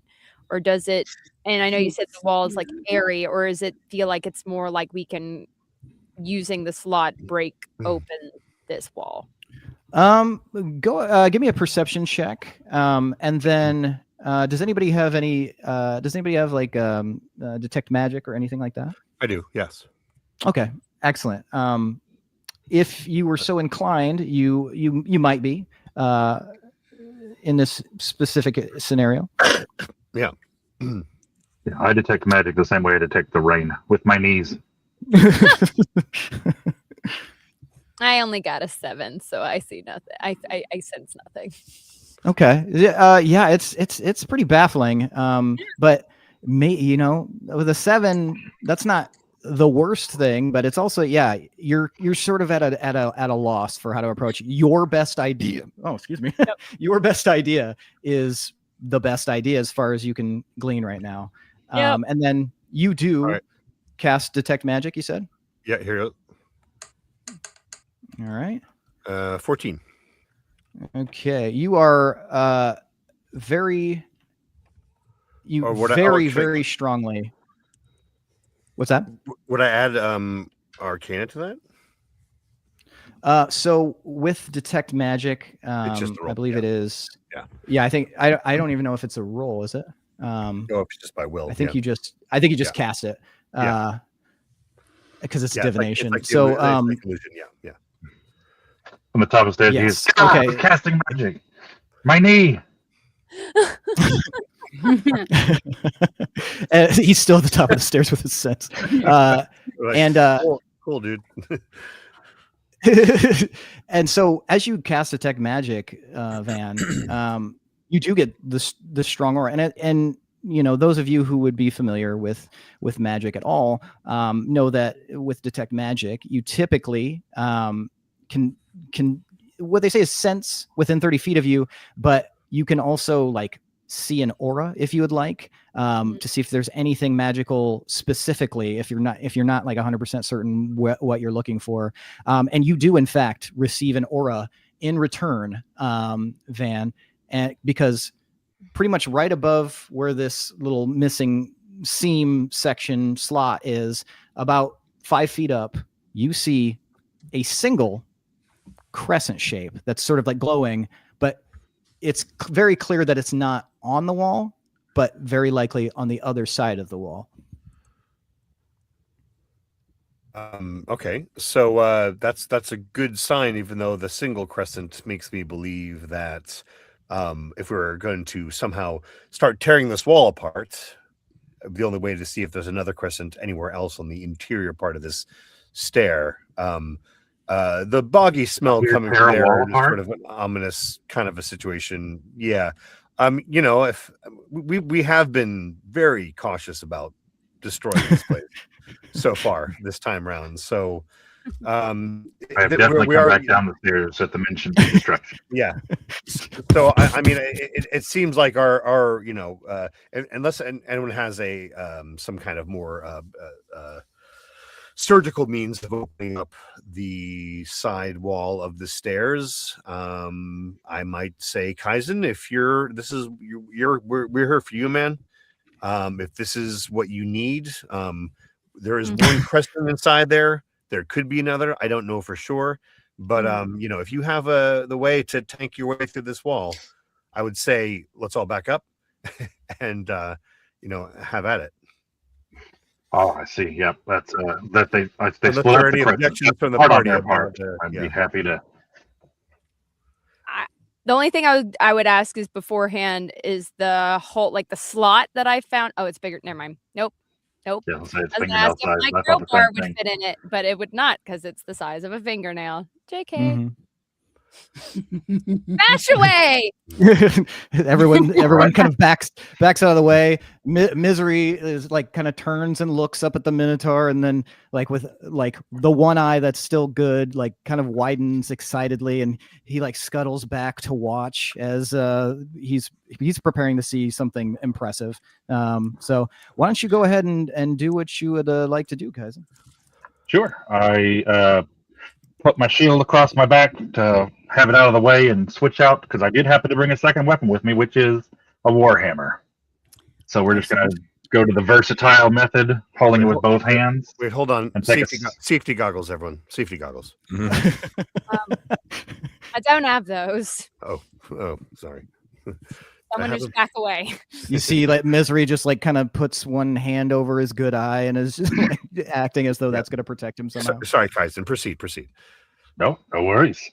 Safety is always important for the people who are going to be in the back.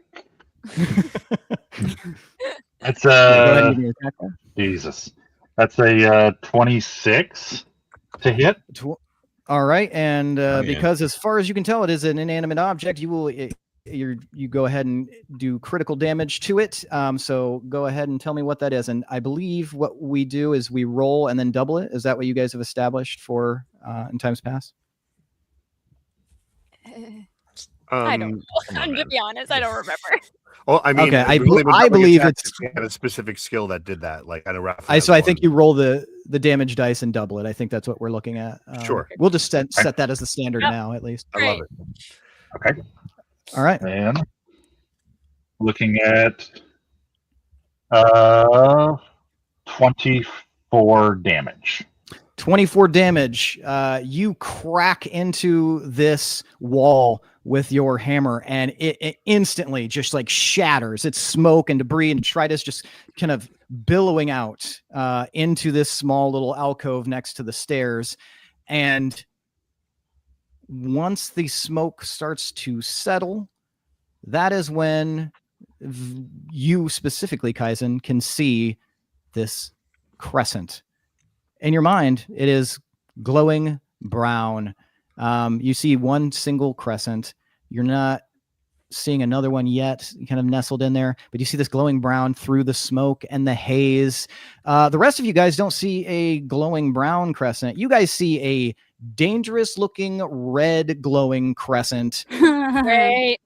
with a pupil in the center of it. As the smoke clears, there is a large plant-like creature of indeterminate origin tucked into this space that where all the plaster has fallen, and it has like a single low-lidded red eye. And then right above that one, another eye opens up, a smaller eye that is a second crescent. And you guys are now in combat as it reaches out with its plant-like tendrils toward you. And now we have established that you guys originally, if you guys would like to do this going forward, Jack had it established that you didn't have an initiative roll. It was just if it's a boss monster or a mini boss, in this case, they go first, and if it's not, you guys go first. You guys still good with keeping that rolling? Sure. Yeah. Okay. Oh, do we have any moments to change out my equipment? Is it that fast, or is it attacking like super fast? No, this is happening super fast. It would. Okay. It's not quite a surprise round, but it would be the next closest Close thing. enough. Yeah. Yeah. I'm And so the first. surprised. Were you surprised? I was very surprised. That's Yeah. done. We'll see the crescents now. We're like, oh. This is what you were looking for. So The first thing that this thing is going to do is, and oh my goodness, give me just 1 second. I have set my dice slightly out of my reach, so give me one moment.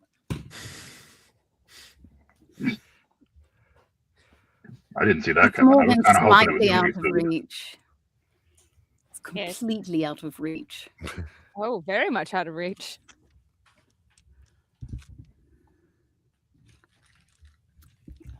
Oh man. All right. So the first thing that this plant monstrosity is going to do is it's going to reach out its tendrils right for Misery and wrap around it and pull towards his open mouth. Let's see. No. No. And that is 16. Crap, I have the So wrong character. he is able to wrap his tendril around Misery, lift him up in the air, and bring him towards his mouth. But his second tendril is going to go right for the person that made all of that noise, all of that smoke and debris, and is going to try to grapple with Kaisen. So it's going to go, and so this will be an opposing strength roll, Kaisen. Okay. So I just need you to roll a d20, and you can either use your athletics I guess now it's strength. Strength is athletics. Well, which one? Yes. Is it an athletics check or a strength check? Which one? Because that's definitely going to make a difference in my bonus here. We're gonna go back. We're gonna in this instance we're gonna go athletics because I think that makes the most sense. So it'll be your athletics. All right. And that's a 21 then for athletics check. Okay, nice. So this is a close call, but we will say that in these instances, rolling forward, the tie goes to the defender, if that sounds good for everybody, because it also got a 21, and so it wraps around your body, this tendril, and you were able to just barely shrug it off, because one of the things that you note about this, Kaisen, is that that's a very strong tendril, like comparably strong to what you would think of as like a good sized Minotaur. Maybe not the strongest Minotaur, maybe not Kaisen Boulder Leader, but definitely very, very strong. So you could assume it's got a high strength score. And with its last attack, it gets 3 attacks per turn. It is going to lash out at who would be the nearest one. That would be Elinthi. It is going to, rather than try to grab you, you see that it's taking a barbed. It has one barbed appendage, and it is going to treat that almost like a sickle or a scythe coming in to take down the crop. And so what is your AC? Never mind, because that was a natural 1. So that was so how I like to play is with if the enemy gets a natural 1, you will automatically get an attack of opportunity to turn that in your favor. So go ahead and that is a regular action. You won't be able to use you won't be able to use a spell, obviously, but you could use like an attack to use your attack of opportunity. So go ahead and if you would like to do that, go ahead and roll. Okay, cool. I mean, would I just like be striking with like a weapon sort of thing? Yeah, whatever your well, right now we will treat this as you had your dagger, so it would be your dagger. Yep. Okay. That is 13. 13 to hit. 13. Yeah. 13. Is there a plus anything? So whatever your dagger has, so you rolled a d20, and then whatever your modifier is on your dagger, so that would be, let me pull here. So your let's see here. Your dagger should be a plus. I think all the daggers and everything like that would give you like a +6 to attack. Okay, so 19. 19. Okay, so a 19 is much better because you get this attack of opportunity. It comes in like a scythe, and you basically it comes back and you just slice it. You can tell it's a slightly awkward angle, and it comes in for you, and you just slice into this thing, and you hear this come out of this creature as you make contact with it, and what looks to be like a dark viscous sap drips out rather than blood, but it's not. It's like more blood-like than it is sap-like in its viscosity, but it's more sap-like than blood-like in its viscosity as well. So somewhere in between. And now we are. Those are the 3 attacks. Reaction as well. Oh, you do? Okay, yeah. If anybody reaction, yes. Okay. So Yes, go I ahead. have being a blade breaker as a fighter. Oh, I have, excellent. the ability to use some maneuver points. I have 10 maneuver Okay. points per day, and I can use 2 of them to do blades, which lets me, whenever I'm attacked, I get to make an weapon attack against the creature attacking me, and then my AC becomes whatever that roll was till the beginning of my turn. Okay. So, Excellent. since we haven't had time to switch anything out yet, I guess I'm going to try to smash the vines. I've Mhm. still got 2 hands, so we're going to use that still the same way. That's Okay. a 21 to hit. 21 hits. Okay. All right. You can go ahead and roll your damage. That's going to be 9 and 5, so 14 damage. 14 damage this thing. So you guys see this Minotaur shrug off one tendril and does maybe like a cute little pirouette move with it. Not cute, badass as fuck, sorry. And slams down with the warhammer on this tendril. And once again, not as awful as when it was cut, but it does kind of like do a little like bend in midair, and you hear like a sort of sound. And in both of your instances, you do see as it, like, without taking an additional attack of opportunity, is able to very quickly slither away, almost like undoing a tape measure. And it like slinks back into the wall where the rest of its tendrils sort of like fan out in this way. And now we are at you guys' turn. And so who would like to attack first? You do see, just to paint the picture for you, the rest of you guys have seen 2 attacks land on this thing. And one specific instance, it's got its tendril wrapped around Misery, and it hasn't done anything yet, but you do see that it is like kind of dangling it near its pretty large mouth. And if you remember, Pet Shop Horrors, you can probably imagine something similar to that in this scenario. Big fucking plant. Yeah. What size is the BFP. plant? Actual D&D size. What's that? What's the actual Large. D&D size of the monster? It is large. Mm-hmm. Okay. Sorry if I say also, like gigantic or whatever. It's large. Okay. Also, when it recoiled, how far does that put the monster away from, say, like myself and Kaizen? So it has a 10-foot, what appears to be a 10-foot range on its appendages. So you could roughly estimate that from that break in the wall, you are 10 feet. Okay, cool. Thank you. Mm-hmm. Okay, then I would be happy to go ahead and I'm going to swap out for my shield and battle axe to get back to where I'm normally at. And I'm actually going to take a swing at the vines that are holding our little goblin friend to try to free him from that. And I have a stance. I love doing this stuff. I have a nice little stance that lets me, where is it at? Oh, it's under the features. It is the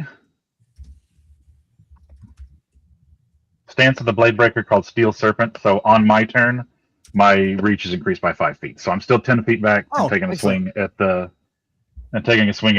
vines holding our goblin friend. Okay, yeah, and he's like, help me, as as he's being like kind of jerked around. So yeah, go ahead and roll to attack. Oof. 25. 25 definitely hits. So you are able, and you said it was your axe is what you're using? Yes, the battle axe this time. And it's only one-handed. So 4 and 5, 9 damage with that. I'm sorry, could you repeat that? 9 damage total. 9 damage. Okay, excellent.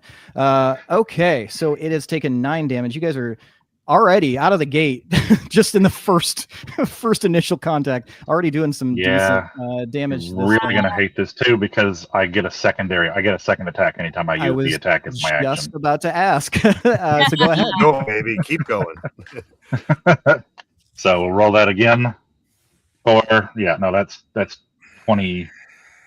Wow, I can't do math all of a sudden. 26. 26.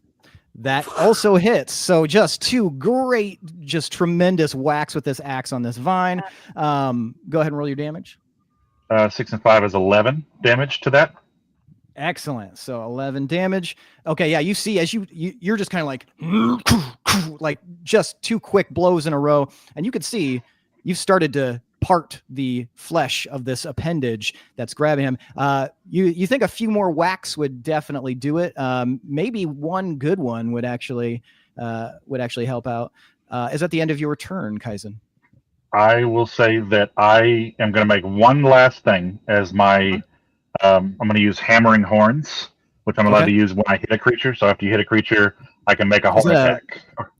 Is that use up a bonus? This is pushes. This will push them if I do that. And yes, it will be considered my bonus action. Although I guess I can't do that because I swapped weapons at the beginning, so I can't use a bonus action. Correct. Yes, that's what I was just going to say. But then, yes, my turn is done for now. Then. Okay, gotcha. All right, excellent. So you guys have watched the Minotaurs basically just cut into this chunk. I'm just gonna put on my cigarette. Yeah, totally. And then I do have a very quick alignment question here. Who's furthest back of the rest of you guys?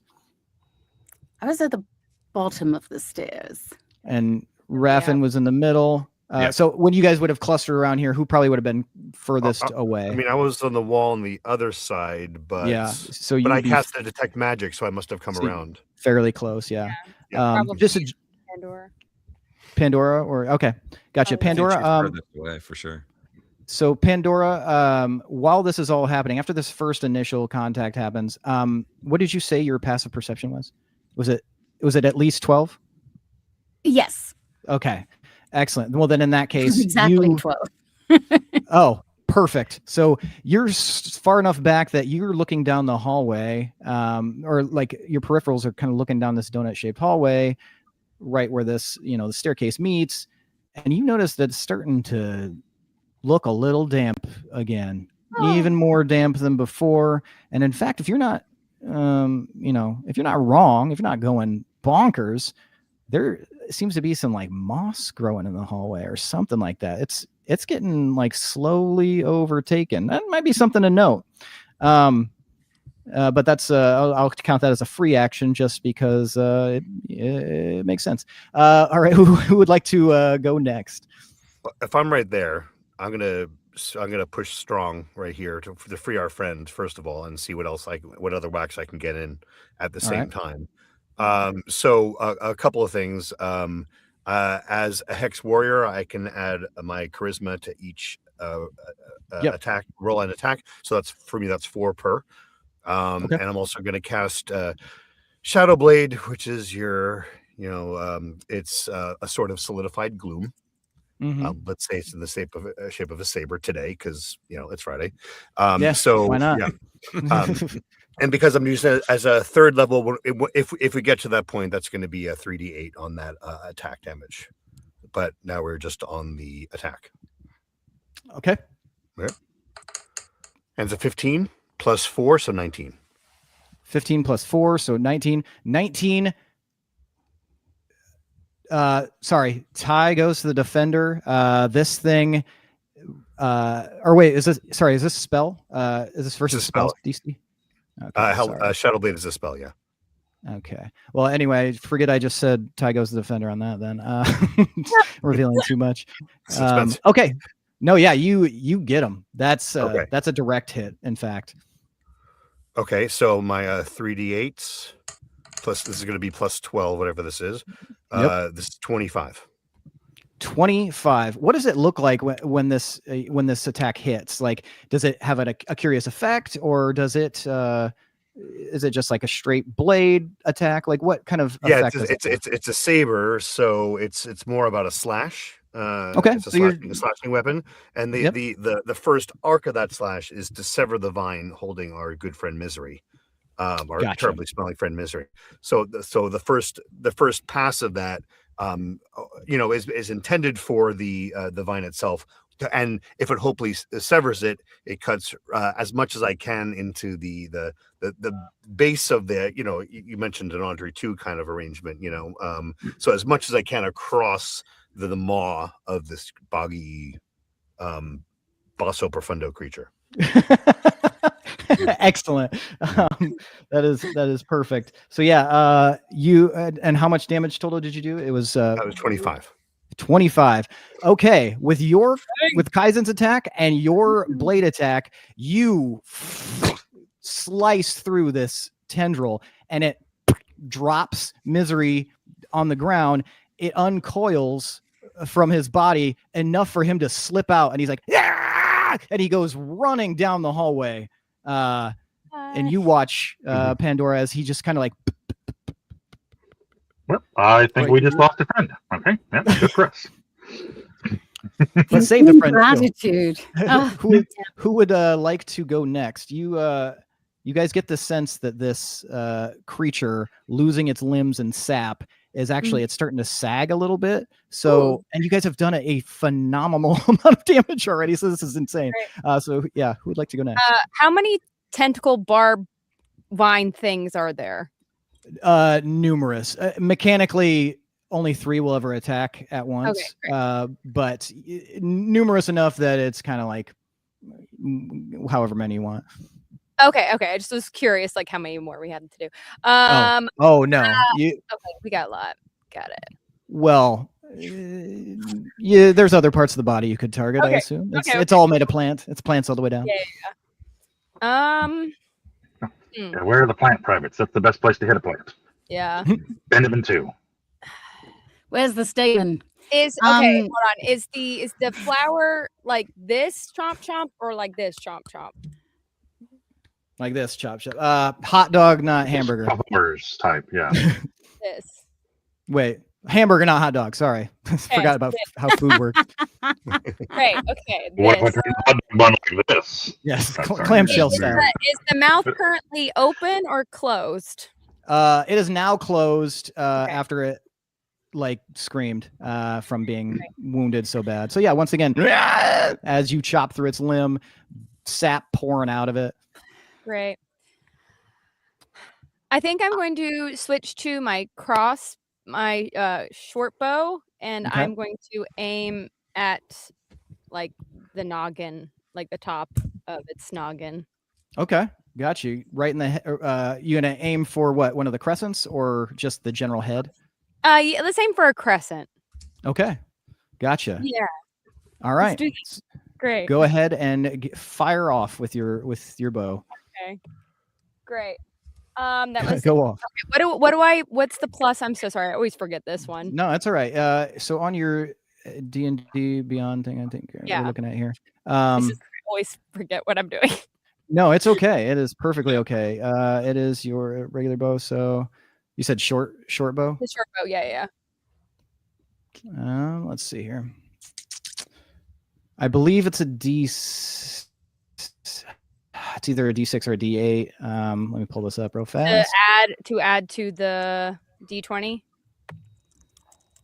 Yeah. So it should tell you. Or sorry, that's for damage. So it should be. Oh, sorry. It'll be your dexterity modifier plus your proficiency bonus. Okay, dexterity modifier. Okay, so this is 18 plus 6, 24. No. So it would be the 4 from the 18. Okay. So 4, 8. You have an 18 in dex, you said? No, Ace rolled the 18. Oh, gotcha. Yes. So sorry, continue. Roll 18, then the plus 6 plus what? Plus your proficiency modifier and your dexterity bonus or modifier. Okay, plus 3. 27. Okay. Found it. Boy, oh boy, do you hit this thing right in its fucking eye. You release and it just right into. Were you aiming for the top eye or the bottom eye? I don't know. We'll say top eye. Okay, great. And you aim for this top eye. It slides right in, and you actually hear like a metallic tinking noise, like a tink, as the arrow slicks in there. And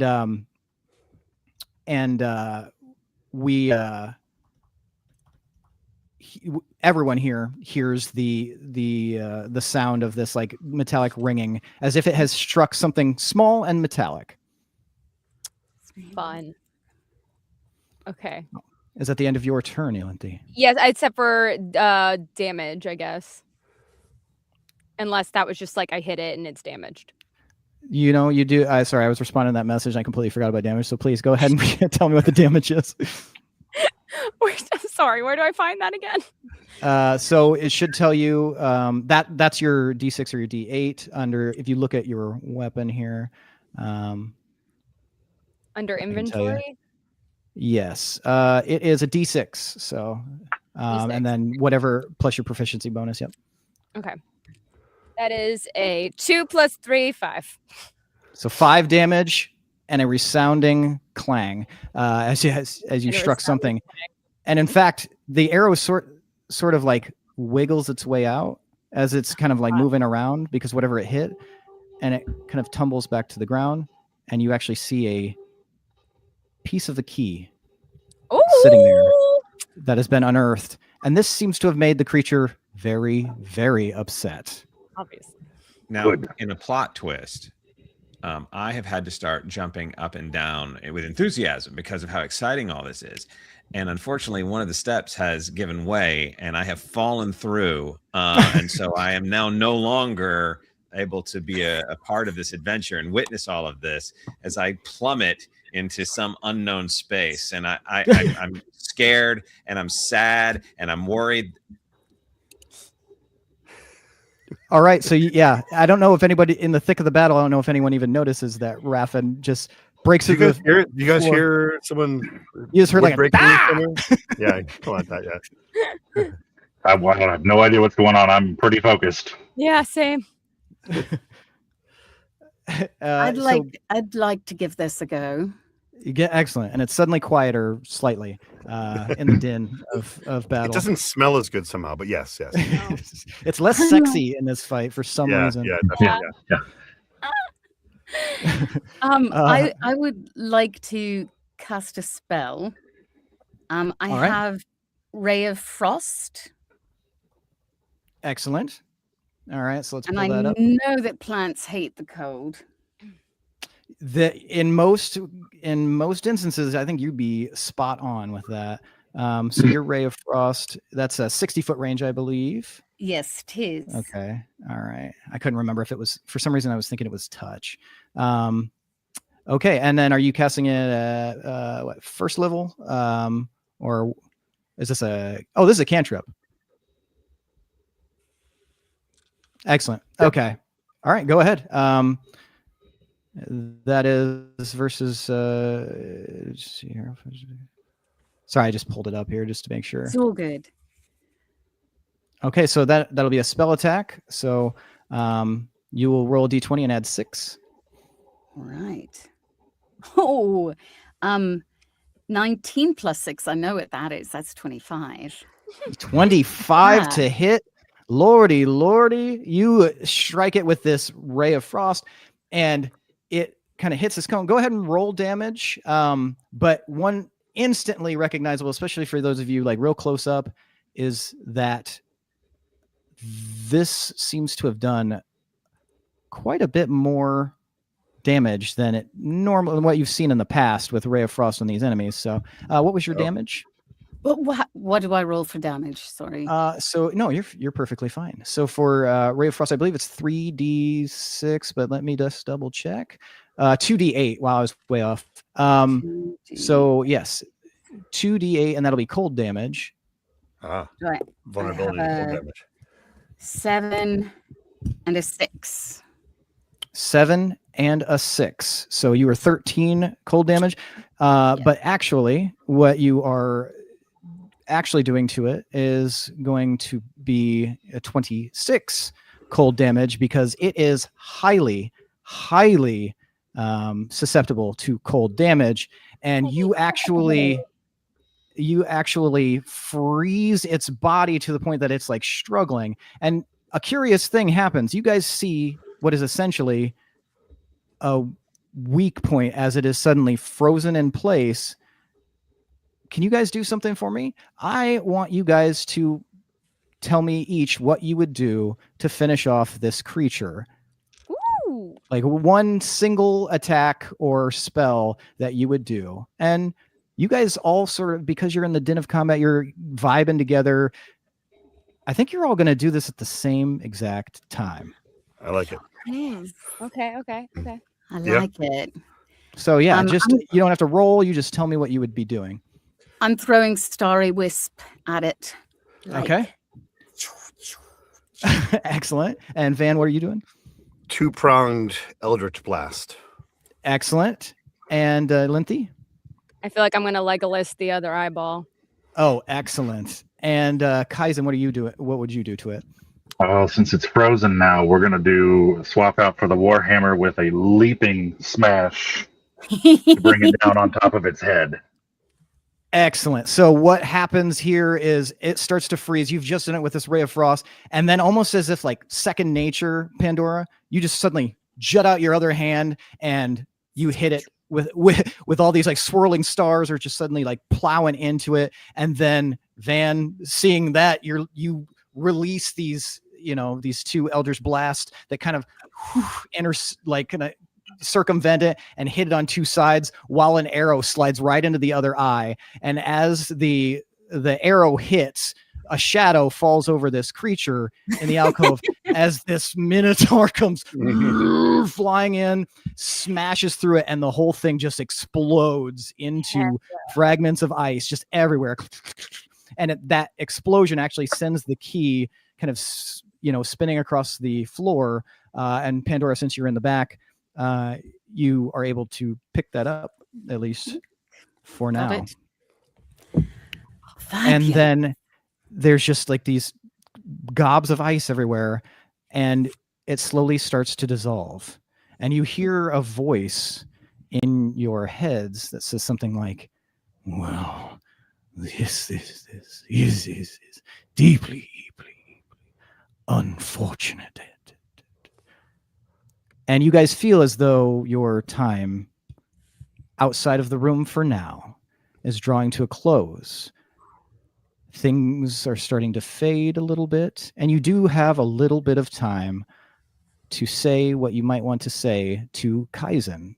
Kaizen will let you go first. You feel everything starting to reset itself, everything pulling back towards an original genesis. Is there anything you'd like to say to this group before you are tugged back into whatever war you were supposed to, where you belong? Sure. I turn back to look at them, kind of smiling over my shoulder, to say, always remember, have courage, strike hard, strike fast. Excellent. No truer words of a warrior than what is essentially like always offering a strategic option, because that's truly the sign of a warrior's love and affection. Van, is there anything you'd like to say to Kaizen? It's not so much something I want to say, but I reach into the pockets of my coat and I pull out a package of Twinkles. We don't want to get sued, right? I say, Kaizen, I was gonna eat these, but I really want you to have them. And they crinkling in my hand. I hand them to Kaizen. He hands you this crinkling package of what appear to be like very sturdy pastries. They're long and they're cream filled. It says hotness cakes on the side of them. So and famously known as the brand Twinkles, of course. Yes, right. Exactly. Love. I will treasure this confusingly sexy gift. That is the spirit in witches, man. There's cream on the inside too. For an age. Elenti, is there anything that you would like to say or do? I feel like I just want to shake his hand. I don't feel like I really there's not really any words needed. I think it's just like a thank you for being there for us, but like with a handshake or I don't know, or recognized game sort of thing. Yeah, that like a little, yeah. Excellent. So a handshake from Elenti, a twinkle from Van, and Pandora. Blowing kisses, babe. Blowing kisses at the Minotaur, and then from somewhere inside the stairs you hear bye. Oh yeah. See ya. I'm okay. Yes. Lovely to meet you. And you all begin to fade. And the last thing you see, Kaizen, as you fade away, is these closed, what two crescents of this creature's eye in your mind's eye, you're imagining, you're ideating the death of this creature. And now those don't look like eyes or a crescent. They remind you of a smile as you guys all fade and recede. And that's where we're going to end for the night. Very good. Nice. I just want to say that I drew the creature. Hell yeah. That you did nailed it. That's, you know what? You can, for drawing the creature, you can have inspiration in going into the next session. So mark that down. So oh my god, I get inspiration. I love that so much. I'm a sucker for art, or if you have I'll give out inspiration and stuff too every time there's like a funny statement or something. I'm like, you know what, here's a point of inspiration. So yes, that wraps up session 4. Thank you so much, Ryan. And usually here is where we will kind of give ourselves shout out, let people know out in the ether, in the interwebs, where they can find us. So if you want to go ahead and plug yourself real quick. Sure. Again, my name is Ryan Maxwell. I am the author of Grand System Vending. First 3 books are out in Amazon, Kindle, and physical copies. And then the books 1 and 2 have the audio out. Book 3 is being recorded as we speak for that to come out. So you can find me on Amazon. You can find me on most any social media platform, either as Ryan Maxwell or Maxwell Author. Excellent. And thank you so much for sitting in on today's session as a guest star here, Ryan. You did an excellent job. Thank you for bringing the thunder. Basically being the Gimli too. Neil, how about you tell us about yourself? You can find me as Neil Helligers across all the different platforms, sometimes Van Helligers, but always Neil Helligers. I don't think there's another one out there spelled exactly like that. Thanks. Excellent. Jessica? Hi, you can find me at Jessica D. Threet at all social media. Have some really cool stuff coming out with Sound Booth and other lit RPG books. And on May 5th, I have a really cool science fiction book that I'm really excited about called The Imperial Broadcasts. And the first one is called Love Galaxy. And it is like the Hunger Games meets Ready Player One meets The Bachelorette. And it is freaking amazing. And I would check that out. Excellent. Excellent. Thank you, Jessica. And Zura. You can find me at Zura Johnson, mostly on Instagram. And my most recent releases that are lit RPG adjacent are The Complicated Love Life of Evil Antagonist, Empress of Mars, and also Demon Queen Loves to Paint. And then I am starting to record next week for John Wiswell's 3rd novel, which is called The Dragon Has Some Complaints. And it's going to be amazing. Excellent. Yeah, looking forward to that. Great work, everyone. I'll give Jonathan's little epitaph here since he's stuck in a stare. You can find him on social media, Mr. J. McClain, or you can go to jonathanmcclain.com. That's JOHNATHANMCCLAIN.com. He's done a ton of stuff. I know he would say, check out the Outfit, the movie that he wrote. And so definitely check that out. Give him the penny, leave a penny, take a penny sort of situation. And then some of his, he's narrated a bunch of stuff, including he narrated my series, and that's how we met. And then we are currently co-authoring the Meet Your Maker series together, book 3 of which is out in this fall. So check that out when it becomes available, or check out the first 2 at any time because they're live, baby. I am Seth McDuffie. I am an author and of the best-selling Big Sneaky Barbarian series, and as well as the Meet Your Maker series with Jonathan. And yeah, I just had a fucking blast. You guys did a fantastic job, and I love and appreciate you so much. Yay. And I think that's the end. I think we have to do our wave thing. Oh, yeah. So everyone awkwardly wave at the camera. And we'll see you next time with another special guest. Are we still going? It's still live.